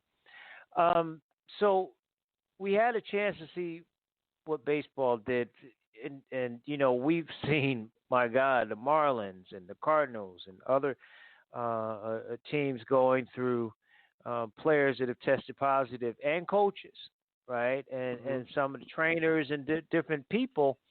What I don't get, and I know Tony and I, we've talked about, this is a new norm, so there's going to be some issues if, and they did, decide to move forward and play baseball.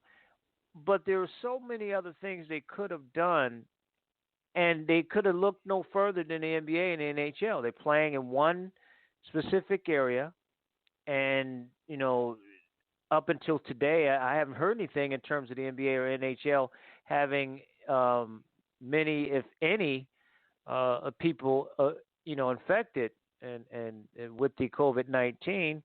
because they're kind of isolating themselves and the players and coaches in one place. I don't understand why baseball didn't do that, especially because they're playing in two different countries.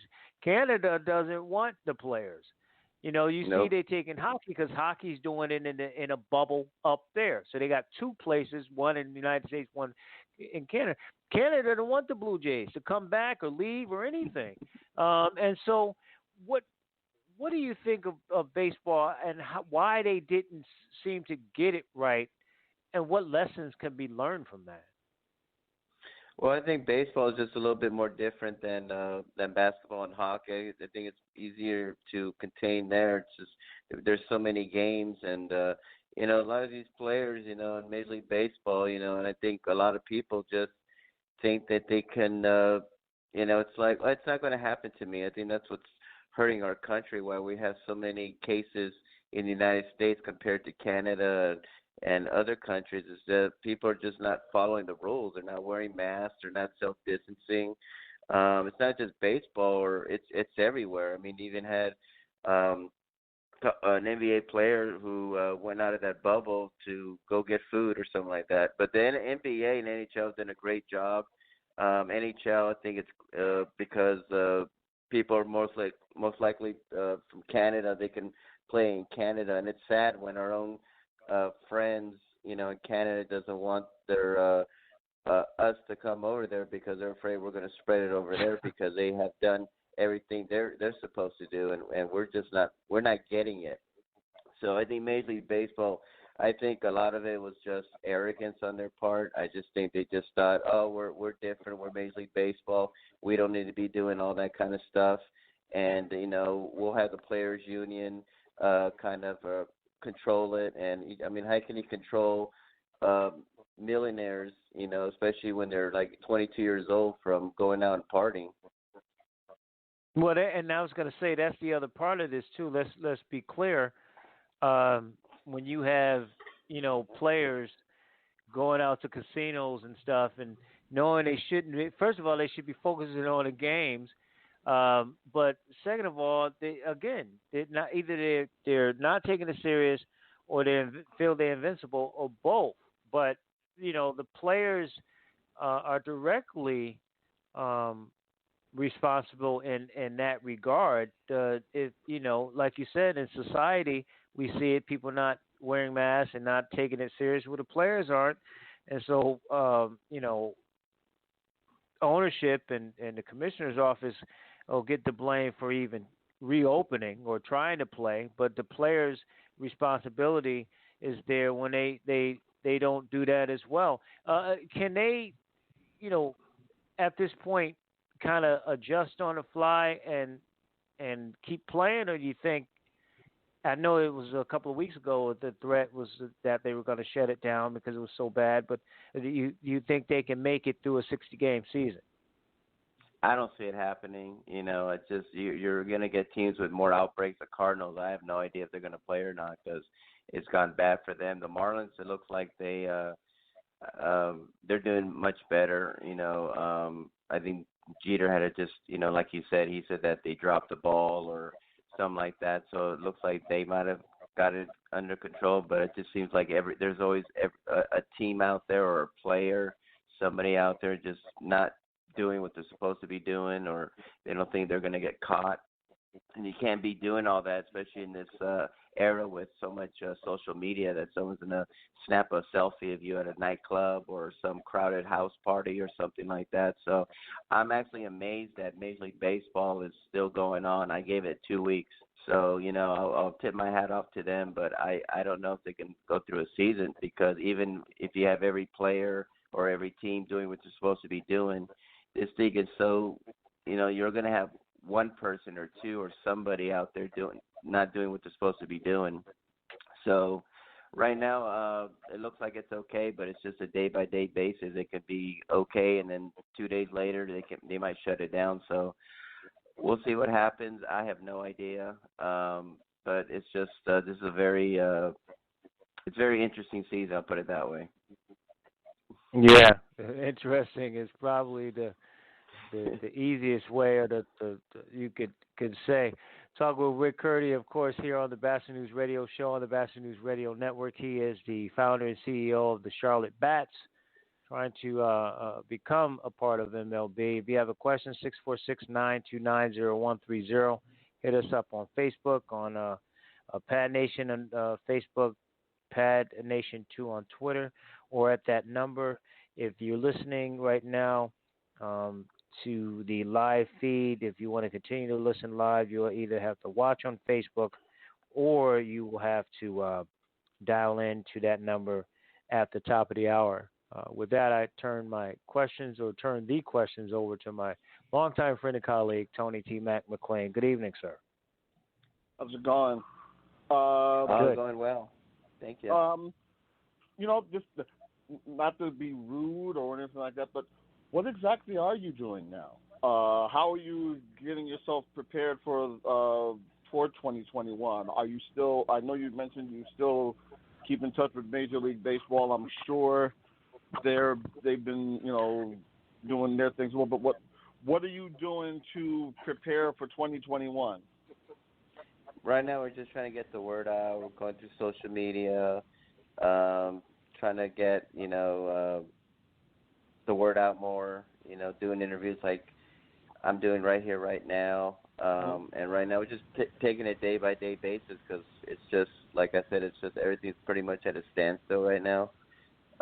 So we're just hopefully getting ready for 2021, just trying to get everything in order and just see what happens. And right now it's just, I think Major League Baseball right now what they're concerned about is if they can get a season or not, and hopefully they won't get any more of this virus. They can get more of this virus under control. So right now we're just kind of playing it by ear and seeing what happens. So, we're doing what we can right now, but in a very minimal way.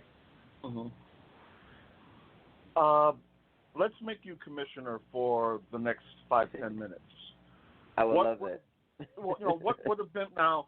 What would have some of and again, I know it's probably an easy second guess or whatever, but still, what would have been some of the things you would have done differently? Knowing knowing what we know now, what would you have done differently than Major League Baseball than what Major League Baseball has done? With COVID-19 or just in general? The whole Megillah. Oh, I would have suspended the Astros for the whole season. I would have fined them. I would have stripped them of their title, and I would have put everybody on the.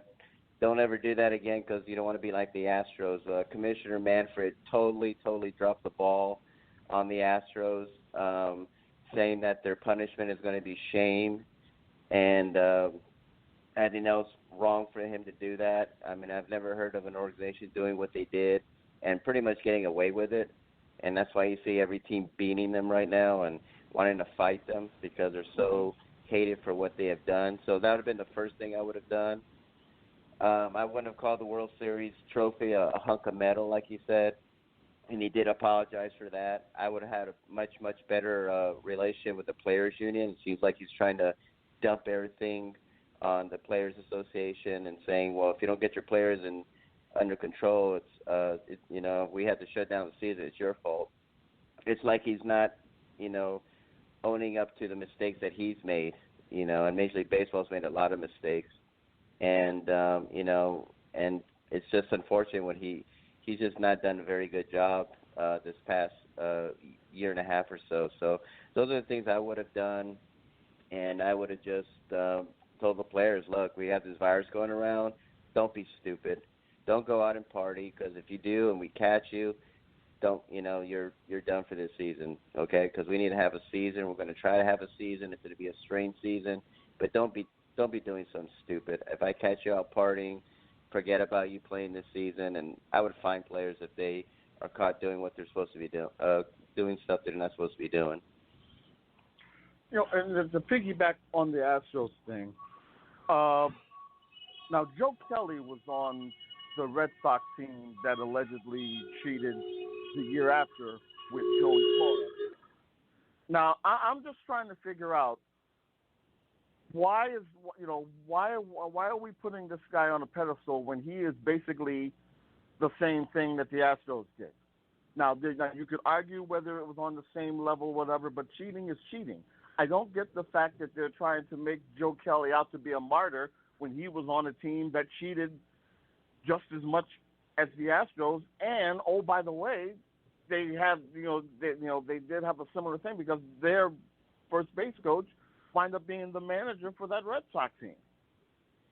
Yeah, I know. It's just, I guess that's a good question. I mean, who knows? Maybe he came forward and just said, "Look, this is what's been going on." There's always some type of whistleblower that's going on, and you got players. Yeah, it's crazy. You got people involved in this that are still in the league and things like that. I mean, to me, I would have suspended the whole Astros for what they did. I would have suspended players for being involved, and things like that. And I think one of Manfred's big mistakes that he did was that he gave the Astros immunity. So he just told them, look, just tell us what really happened, and nothing will happen to you. And, of course, they lied.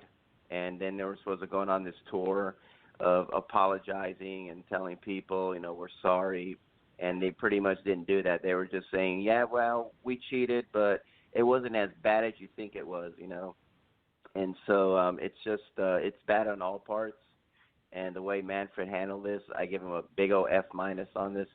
He just totally dropped the ball on it. Every other commissioner, I mean, even Goodell, is, you might not agree with what he did with the Patriots with the Flakegate, but I mean, he did something about it, or he fined them when they were recording other teams practicing. I mean, he did something about it, and Manfred did nothing about it. So it's a total. This is the last thing Major League Baseball needed was another scandal.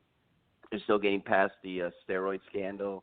They're still getting past canceling the World Series in '94. So I mean, it's just it's a shame, and they need to hold everyone accountable and not say, okay, thank you for fessing up to this, and by the way, you get to keep all your millions of dollars, and you get to keep your World Series trophy and your banner. Mm-hmm. Thank you.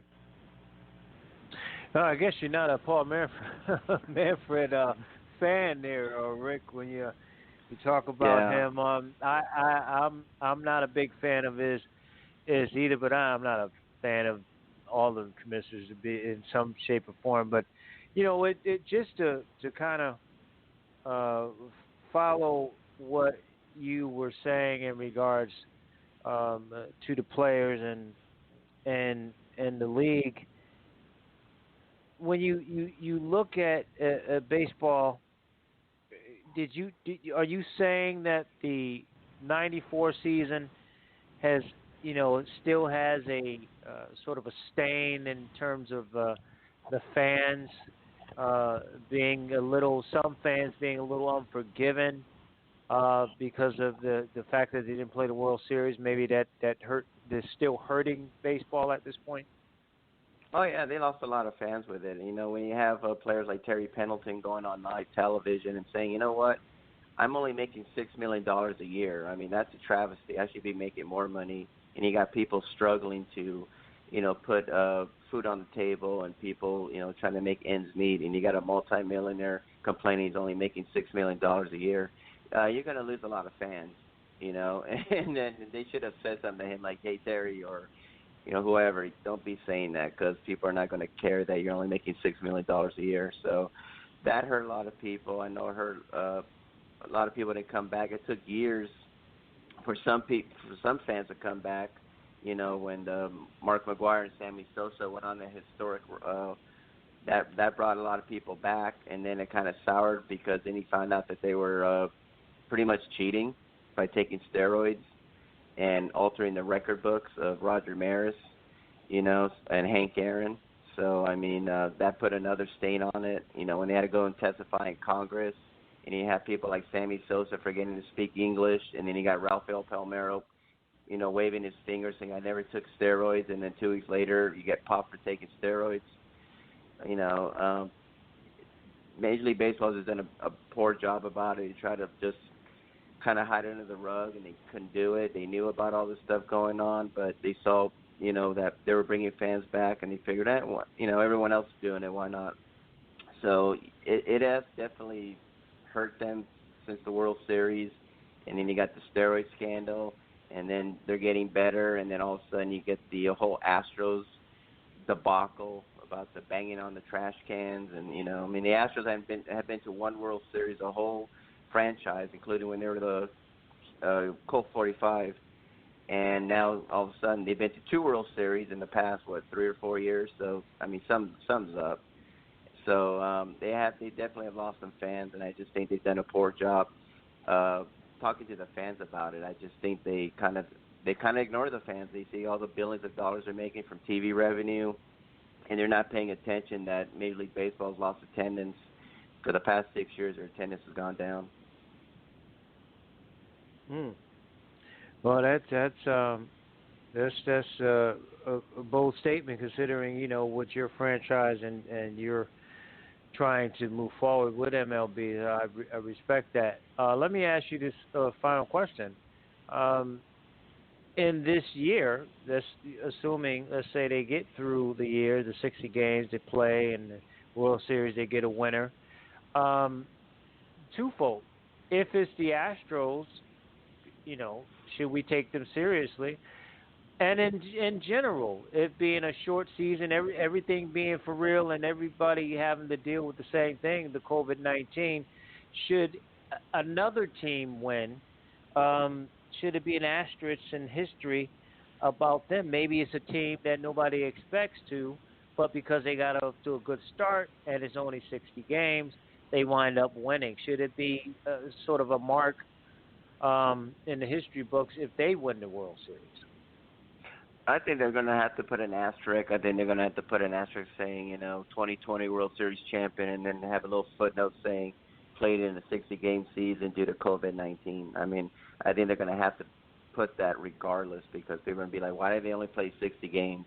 I remember when they had a strike-shortened season, they always put, one championship or won 15 games, but did it during a short season due to the strike. So they're going to have to put a little footnote on that, because people are not going to know, like, hey, what happened with Major League Baseball in 2020? Like many, many, many years from now. It's kind of like, unfortunately, when they put an asterisk on Roger Maris's home run record, which to me, I thought that was wrong.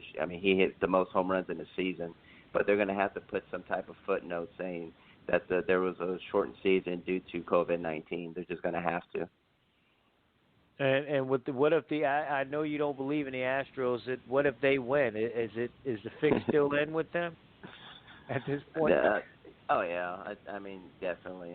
They haven't learned their lesson. They're going around TV. You got people like Correa going around and saying, yeah, it wasn't as bad as you think it was, but you had Major League Baseball do a whole entire investigation and saying, no, it was pretty bad what you did. You weren't just stealing signs. You were doing other things that you shouldn't have been doing. So to me, the Astros have no credibility, and like I said, he said their biggest punishment was shame and embarrassment. I like to have that shame and embarrassment when I'm making $20 million a year. So they haven't learned their lesson because they never got punished. They keep their banner, they keep their World Series trophy. They're always going to be World Series champions, and it's not a big surprise they're not playing very well. Right now, Altuve is like hitting below 200 right now. So I think the stress, and I think them being prepared that every player hates them, and that they're probably going to get beamed sometime, I think that has a lot to do with it. Fascinating. I think they were. I think they were the only team. I think they were the only team that really didn't want to have a season. I think they were hoping that we wouldn't have a season, and then by 2021 came, people would have forgotten about them cheating. So I think they're the only team right now that really didn't want to have a season this year. Well, I feel bad for Dusty Baker, big fan of his, and I love Dusty Baker. Yeah, and but it always seems like that's a whole different conversation for Dusty. But anyway. Rick, before you go, let people know how they can follow you, how they can reach out. I know you got paraphernalia out there. Let people know how they can get in touch with you. Sure. Our website is www.charlottebats.com. We have a contact there. You can always contact me for any questions on there. I'm also on Facebook. We have two groups on there. One's called Charlotte MLB. I'll be posting pictures and what's going on with not only MLB in Charlotte, but professional baseball together in North Carolina. We have another page called Charlotte Bats Baseball. I'm also on LinkedIn under Rick Curti, Curti. I'm also on Twitter at Charlotte Bats Baseball. I'm also on Instagram at Charlotte Bats. And my email address is cltbatsbaseball@gmail.com. That's cltbatsbaseball@gmail.com. And if you want to get involved or have any questions or have any ideas, we're open because we're getting ready to really turn it up in 2021. Amen to that. Rick, I appreciate your time, man. You be safe there in Charlotte and be well, and we'll have you on again. Thank you, sir. All right, thank you. Have a great night and be safe. Thank you. Thanks, Rick. Good to have him on. Rick Curti, he is the founder and CEO of the Charlotte Bats here on the Batchelor News Radio Show on the Batchelor News Radio Network. Tony, get your thoughts on some of the things he said. Obviously, he is not a fan of the commissioner. Obviously, he's not a fan of the Houston Astros, minus Dusty Baker. But your thoughts on what he had to say in terms of we had these conversations, but just from his perspective on the World Series and essentially he's right. I mean, the commissioner said don't do it again. Shame on you, and nobody's really been punished. Not much more you can really add to it.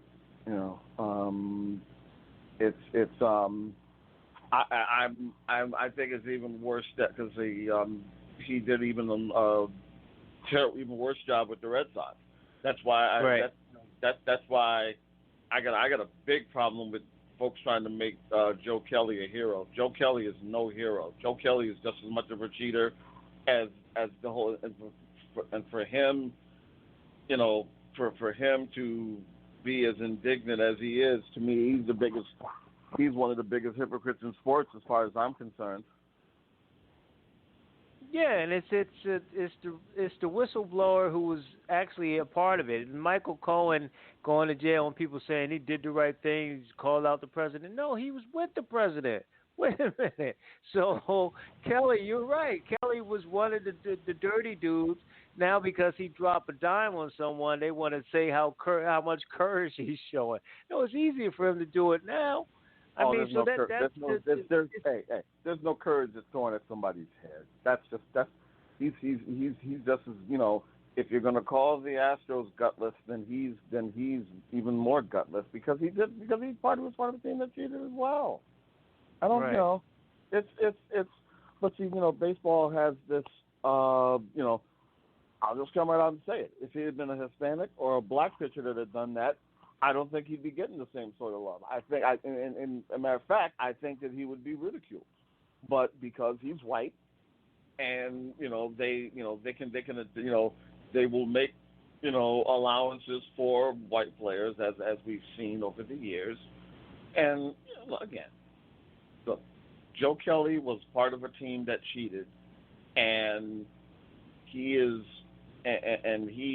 took umbrage to the Astros. I mean, there's an old. I am not a Bible person, but there's an old biblical saying: is just because you sin different than me doesn't make my sin or your sin better or worse.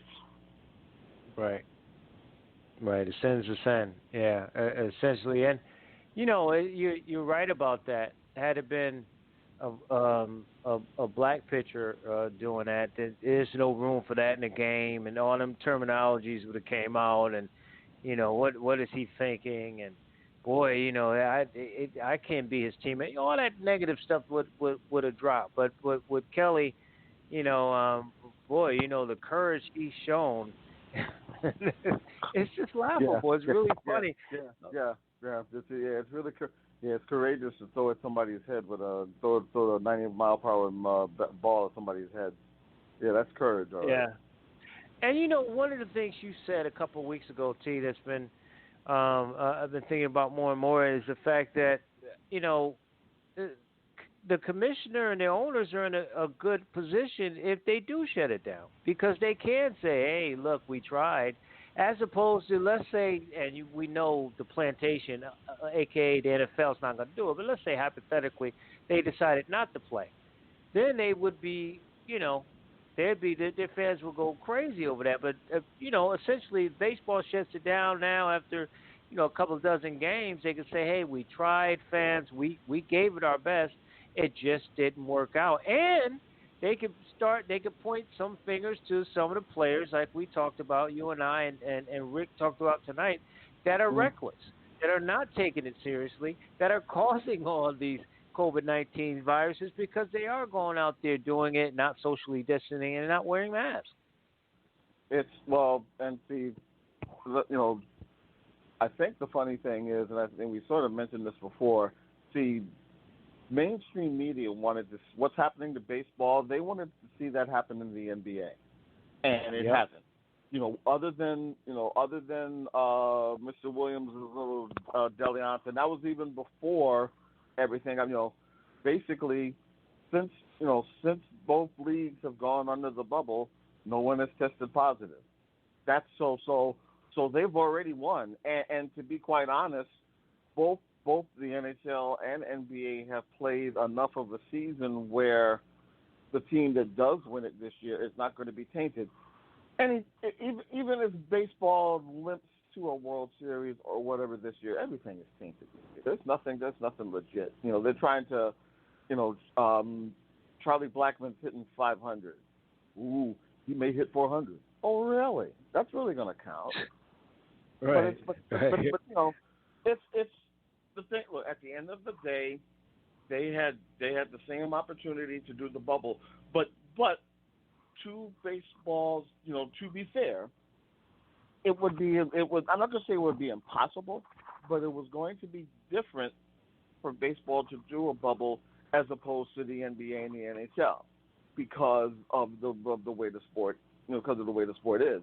Although that being said, and I don't think this is being contradictory, they probably would have had to do more than two bubbles like the NHL has done. Now, see, the NHL did both of their bubbles are in Canada. One East Coast, one West Coast. And I guess to a lesser extent, the NBA has done that too because you got the WNBA in another part of Florida, and they haven't tested. None of the ladies have tested positive there as well. But this is the hockey has been great between the overtime games and the excitement. It's been great. This is probably going to be a great boon to hockey, and you can't get anything. Look, out of all the four majors, there is no playoff better than Stanley Cup playoffs. None. Not the NFL, not the NBA, not Major League Baseball. Stanley Cup, I would, give me Stanley Cup playoffs, 7 days a week and twice on Sundays because those are great games.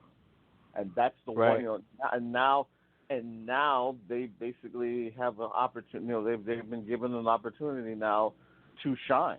And good for them. And we'll see what happens when the NBA, I guess, starts technically, I believe they start Monday. There's still some play down and play in games where I guess the East is all set. The West, they're still trying to figure out the matchups. But no, at the end of the day, you have to do a bubble. Now I would hope, and I don't think it's going to happen. You would hope that the NFL would take notice and try to do a bubble as well. But one again, we're talking numbers. That's and we get that. It's a numbers thing. It's strictly a numbers thing. But if you're committed to doing it, as opposed to just doing a money grab, you'll get it done. But right now it's a money grab, for at least for Major League Baseball. And the NFL, the NBA and the NHL, they thought this out. They took the play. They end of the day, they thought they looked at the whole situation. They looked at the player's safety, and it's worked to their advantage. And I think in many ways, people will look at the NBA and NHL a lot differently moving forward now. Yeah, absolutely. And you're right. It's going to be interesting how they all playoffs. You also play out, but you're also right about hockey being the because of all the upsets and the exciting shootouts that they have. The hockey's playoff is the best going. Another Chicago and Vegas as we speak they're getting ready to go into overtime for their game this afternoon. Wow. I want to switch gears to the college football before we get out of here, and we've already seen the Big Ten and Pac-12 cancel their fall seasons. You had people like Jim Harbaugh and all these. If anybody, he shouldn't want to play, be him, because he's going to lose to Ohio State anyway again. But I digress. But he better worry about beating the rest of the Big Ten as opposed to beating Ohio State. Right, that's true too. But he can't win the big one, is what my point is. And but you've had star players that are at these big time programs, like at Clemson and others, who have started this movement that they want to play, and so far ACC, SEC, still going to play. But the SEC especially, I think, speaks to the arrogance and the slave mentality going back to their origins of any of the other ones. They already feel like it's Alabama and everybody else, and that every team, the worst team there, could beat the best team here and everything. And they have no plans. Not only they have no plans not to cancel, but they're trying to play all of their games, not just their conference games, but they're trying to fill in the games, the out-of-conference games too. And speak to that arrogance, T, because you had two big conferences saying, no, we just can't do that. We had a college, one of the college doctors in college football has said, it's been mismanaged. So, yeah, you need to not play these games. And yet the SEC in particular shows their feeling of superiority when it comes to college football, and their arrogance by not even thinking about shutting it down. Well, all I can say is that I hope they got their lawyers ready, because basically what wound up shutting the Big Ten and all these other schools down was they weighed the cost of liability, and it's just not worth it. It's just not worth it. Now, to a certain extent, I was talking about this the other night, to a certain extent, the ACC is holding on because I guess they'll have the prestige of having Notre Dame, but, Notre Dame, all that money that Notre Dame makes goes into their pocket. They're not, the league won't see any of that. But that being said, it's madness. But again, all we got to do is have one player drop graveyard dead, and then the parents or whatever will sue the pants off the school, the league, and whatever. And then once you let that horse out the barn, there's no way. So keep playing. It's a stupid game of chicken, and they have everything to lose here. Trevor Lawrence, the quarterback at Clemson, certainly. Yeah. Look, these kids. It's a part that says these kids feel they're invincible. They want to play, right? But I think in his case, he wants that hardware, and he wants that legit hardware. He wants to win the Heisman. He wants to be the first pick, and he wants to be on the field to do so. But to me, he's sort of the exception to the rule in terms of the shift of the blame one way or another, because you hear a lot of these coaches and these administrators saying, the kids want to play. Well, they are kids, and they might be 18. They might be 18, but they're still under the direction of the coaches and the school and everything else. But again, they're shifting the blame to these kids who want to play. Well, you want to play football. You want to play baseball. It's the equivalent of saying, well, Johnny's got a bike. Exactly. That's basically what, and the minute one of those kids, drop graveyard dead, then you're gonna be like, well, we never really wanted them out there. And so look again, this is the ultimate game of chicken, and if they insist on doing it this stupid way, it's gonna cost someone their life. And like I said, I'm not justifying the kids, but we at least understand where the kids are coming from because they're kids. They don't know any better. But as is with so much in college sports, it's the dumbass adults that should be making decisions. But like, well, the kids want to play, and all they're thinking about is the back of the butt part of their pants. Right. And that's where it should be in terms of when you're talking about these kids they feel like they're going to they can overcome anything, and it won't affect them. Overall, if none of the other Power Fives shut down for the fall, do you think there's short-term or long-term ramifications, or does it need to be more? And now people are questioning the NCAA commissioner and the bodies and the governors and everybody. So, is there going to be some hell to pay if it's just the 2 out of 5 or more shut down? Well, think about this. The NCAA's got no control over this. Absolutely not. Right. They're to me, they are toothless. They're toothless in this.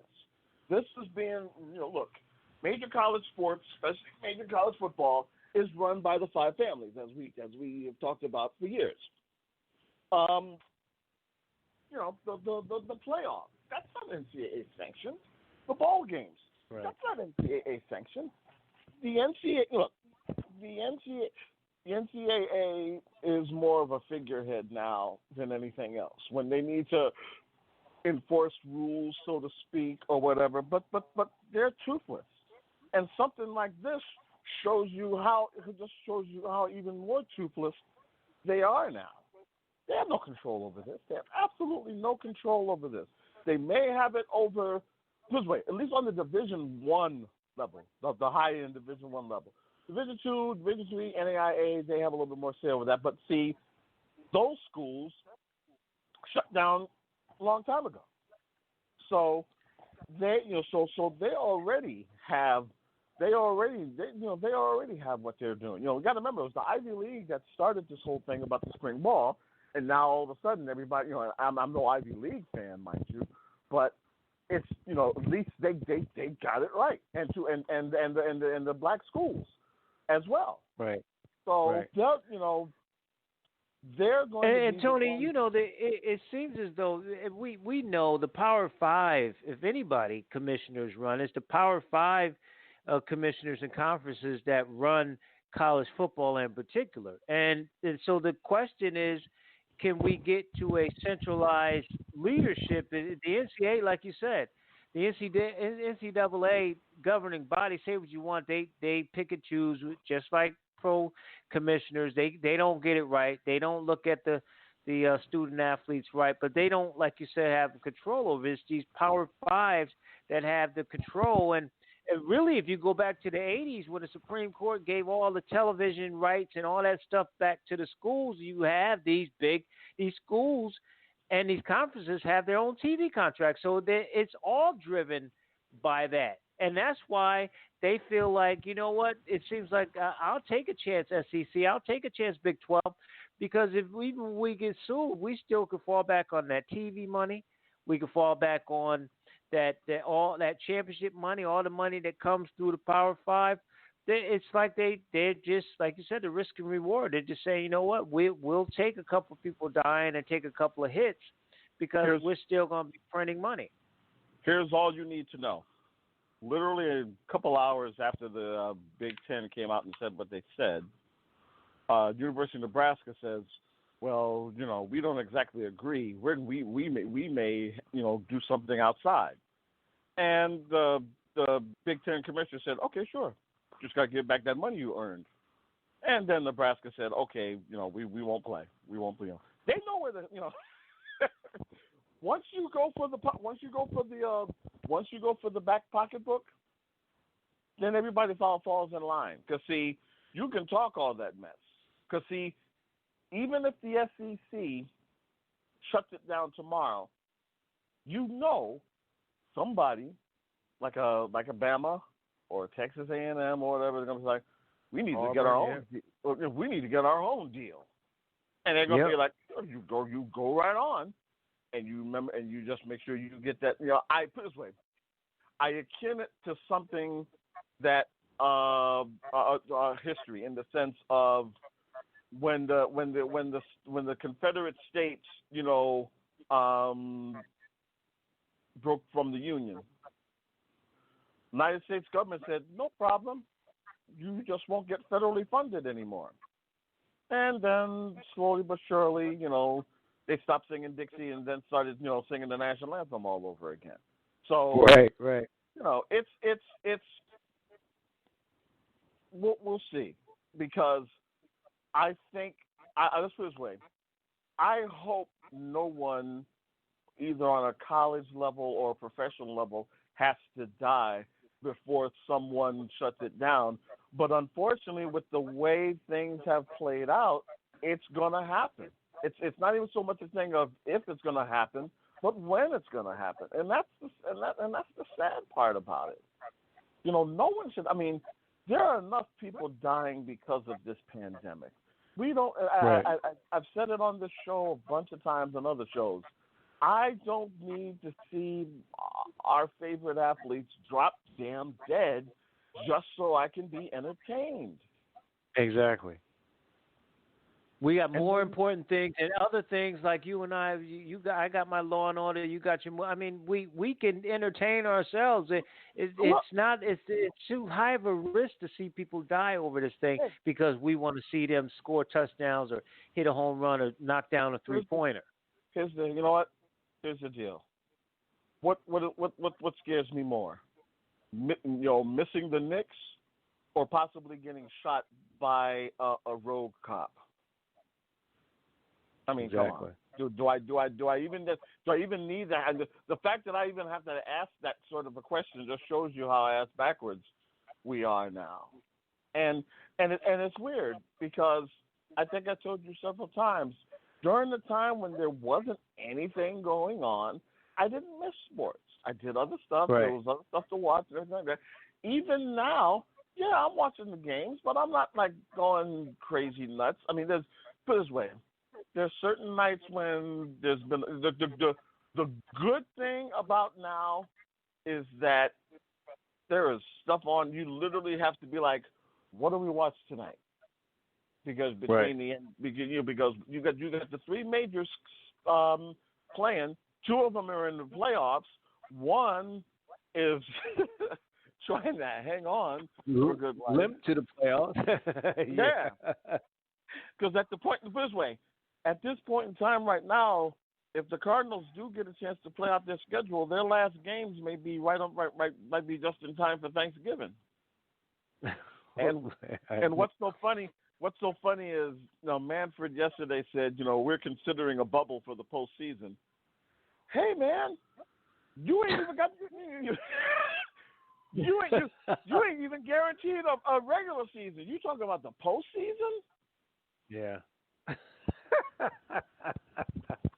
That's why he was so hard on Manfred, because look, I've said this several times. Baseball probably had the hardest way to go here strictly because of volume. But again, they didn't sit down and there was plenty of time for them to go over a plan. Right. And the NHL and the NBA have shown that because they sat down, they actually thought it out. And, for all the mess that Gary Bettman gets, they got it right. They got it right. They got it right. And same thing with Adam Silver and the NBA. They got it right. Now, yes, they had less numbers to deal with every time, but still, they got it right.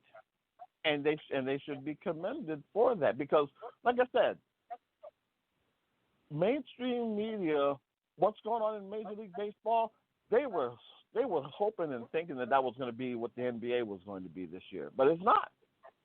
It's not. Right. I mean, the NBA's the only thing the NBA dropped the ball on was they were trying their damnedest to get Zion in the postseason, and that blew up in their face. Yeah. Yeah, you're right.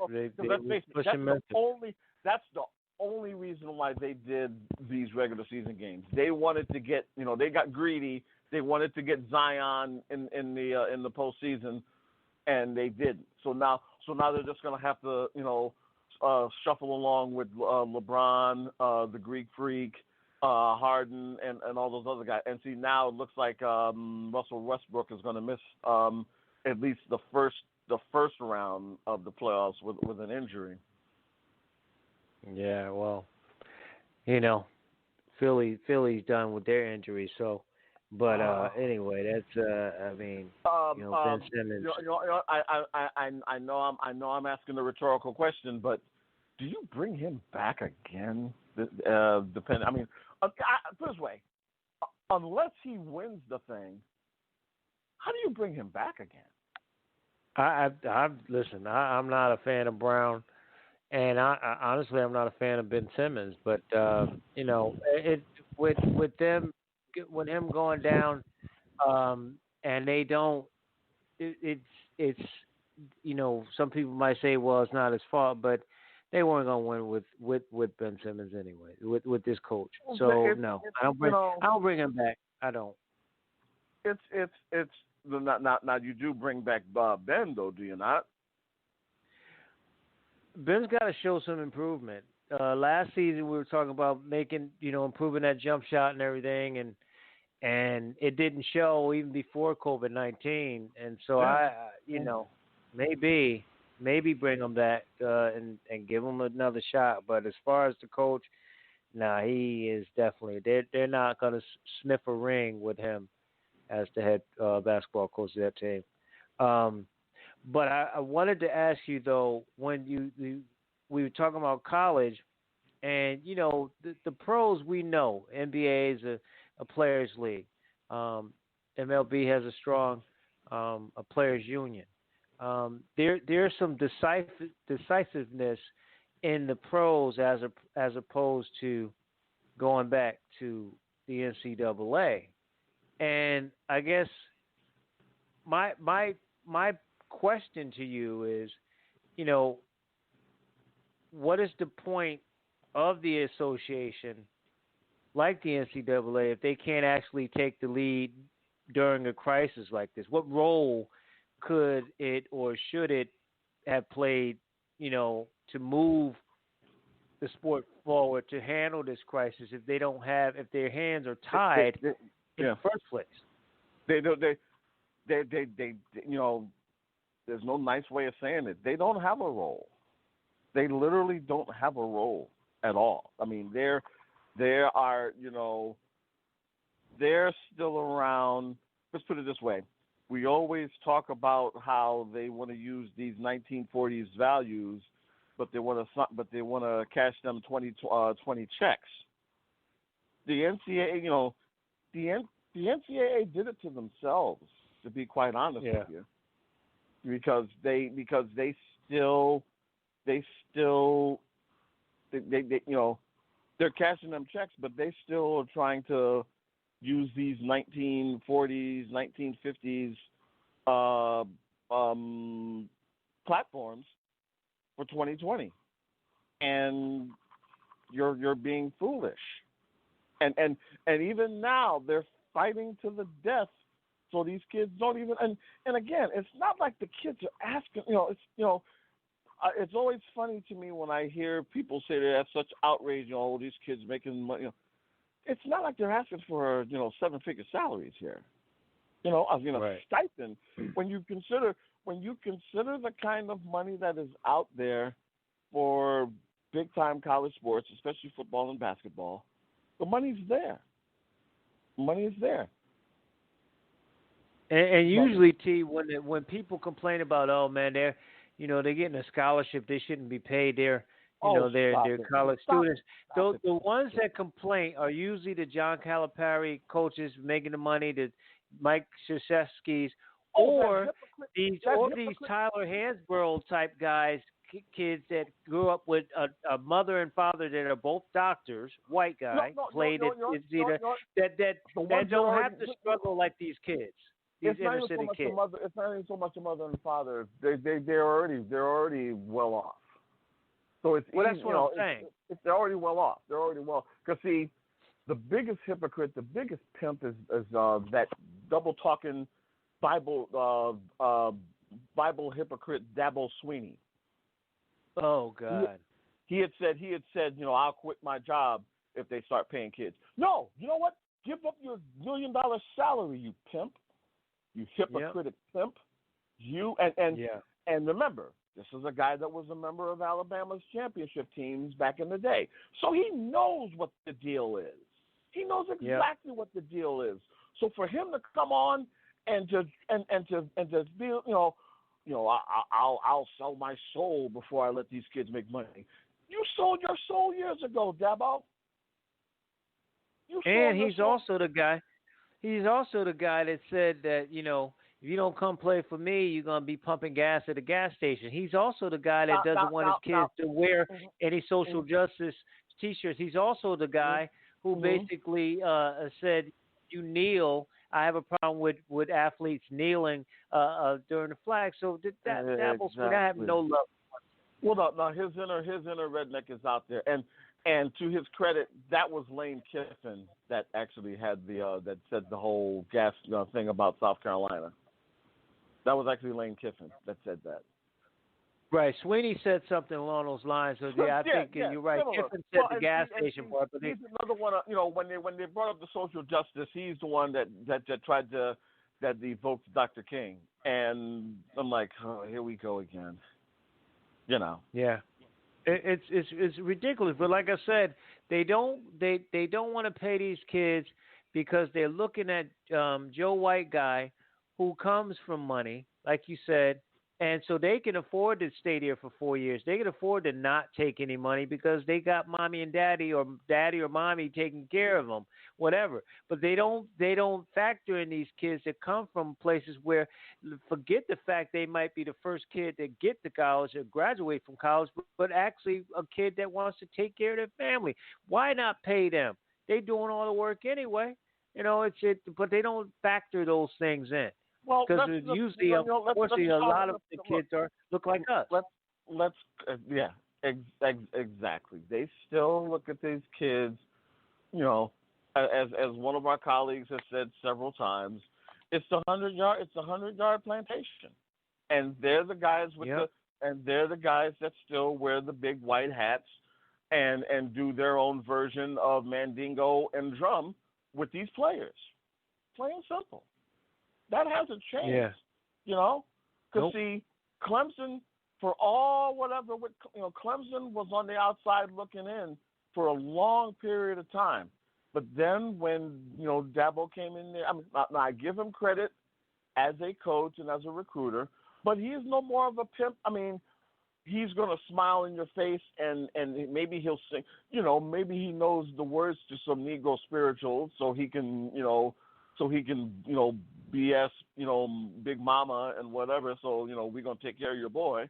But at the end of the day, his neck is just as red as all these other guys, maybe even more so because he knows how the game is played. Because he's a former player. He's been where these guys are. And his whole thing is, he still looks at these kids as subservient. Remember, this is the same guy that the guy who followed Deshaun Watson, even though he got him to the championship game, he had no problem, shoving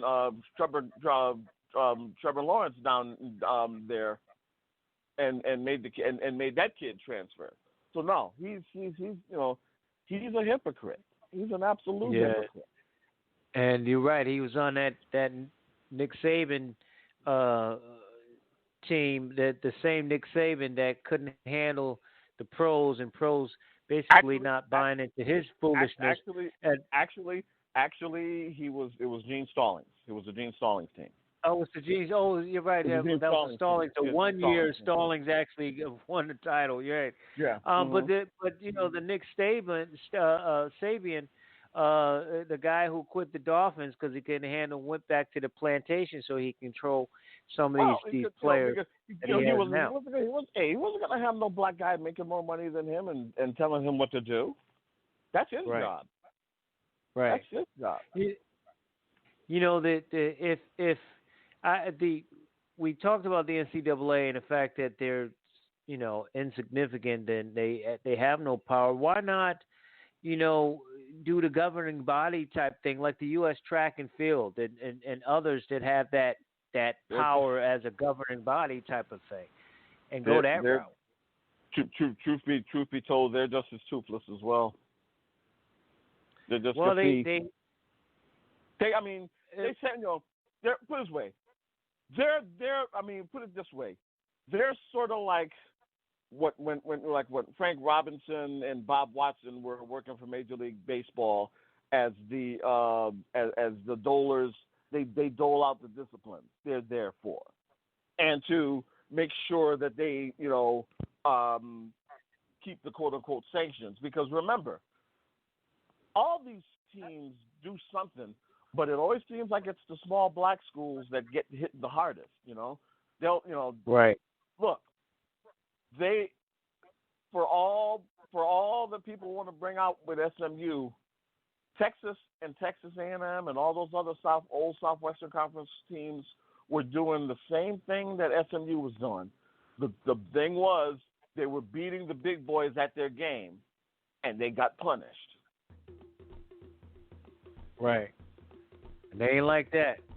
Exactly. I remember that documentary. I think it was a 30 for 30 or something like that with the Pony Express. Craig James and Eric Dickerson. Yeah, absolutely. All that was basically Texas A&M, and all those others. How dare you cheat us? And they basically had the and now SMU didn't help themselves by saying, they told them a couple of, hey, y'all need to really just chill, and they was like, okay, we will, and then they just kept on doing it. But the thing was, see, their whole thing was, we've been getting our ass kicked by these teams for years on and off the court. Now we do it once. We get and to a lesser extent, SMU is still recovering from that. Right, and then remember they got hit not too long ago with racial things and other stuff in their program. So they've been in the death sentence for quite some time. Even after that. So you're right about that. But it's going to be interesting how the rest of this goes. If the other Power Fives haven't come out now, they probably won't. So they'll play. And you're right. What day? What? Again, game. They're talking about September. A lot can happen between now and then. A lot can happen between now and then. So just because what's today? Today's the August 13th. As corny as it may sound, stay tuned. Yeah, it could happen. But I was gonna say, if they do play, and God forbid something happens, then you're right. All it takes is one. It's gonna be hell to pay. It's gonna be some hell to pay somewhere. T, as always, I appreciate you, bro. Be safe. Love you, man. I'll talk with you next week, man. Take care. All right. Tony T. McLean, the editor-chief of BASN Newsroom here on the Batchelor News Radio Show. You miss any part of the broadcast, you need to go to our website, thebatchelornews.airtime.pro, thebatchelornews.airtime.pro, Batchelor, BATCHELOR, news.airtime.pro. This broadcast airs every day at 8 a.m. and 3 p.m. Eastern Standard Time at that website. So if you missed it live here on Facebook, you're watching. Big ups to Alice Pitt. Elise, didn't talk to her in a long time. Good friend, long time friend from the neighborhood, and others on Facebook. You can watch it there, and of course, if you miss it live, you can go to our website, thebatchelornews.airtime.pro, thebatchelornews.airtime.pro. Next Monday, we will talk with Commissioner Jackie McWilliams. She's the commissioner of the CIAA. Get her thoughts on the conference shutting down fall sports, including especially football, due to COVID-19. And some other great guests coming up next week. Don't forget, tomorrow morning, Locker Talk with Barry Barnes. His guest will be Adrian Jones, head football coach at Shaw University, talk about their program, what they're doing, speaking of the CIAA, in the midst of this virus. Enjoy the rest of your day, your weekend. This evening, we'll close out with music as we always do on the Batchelor News Radio Show, the Batchelor News Radio Network, and then we'll see you.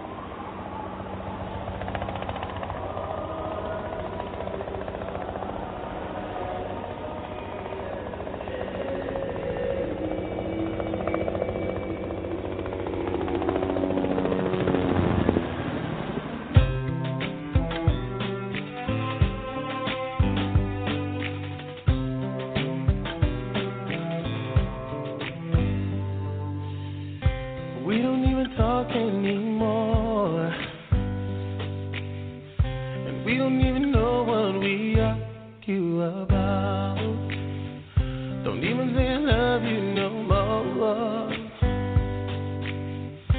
Saying how we feel is no longer allowed. Some people work things out and some just don't know how to change. Let's go wait till the water runs dry. We might watch our whole life pass us by. Let's go wait till the water runs dry. We'll make the biggest mistake of our lives. Don't do it, baby.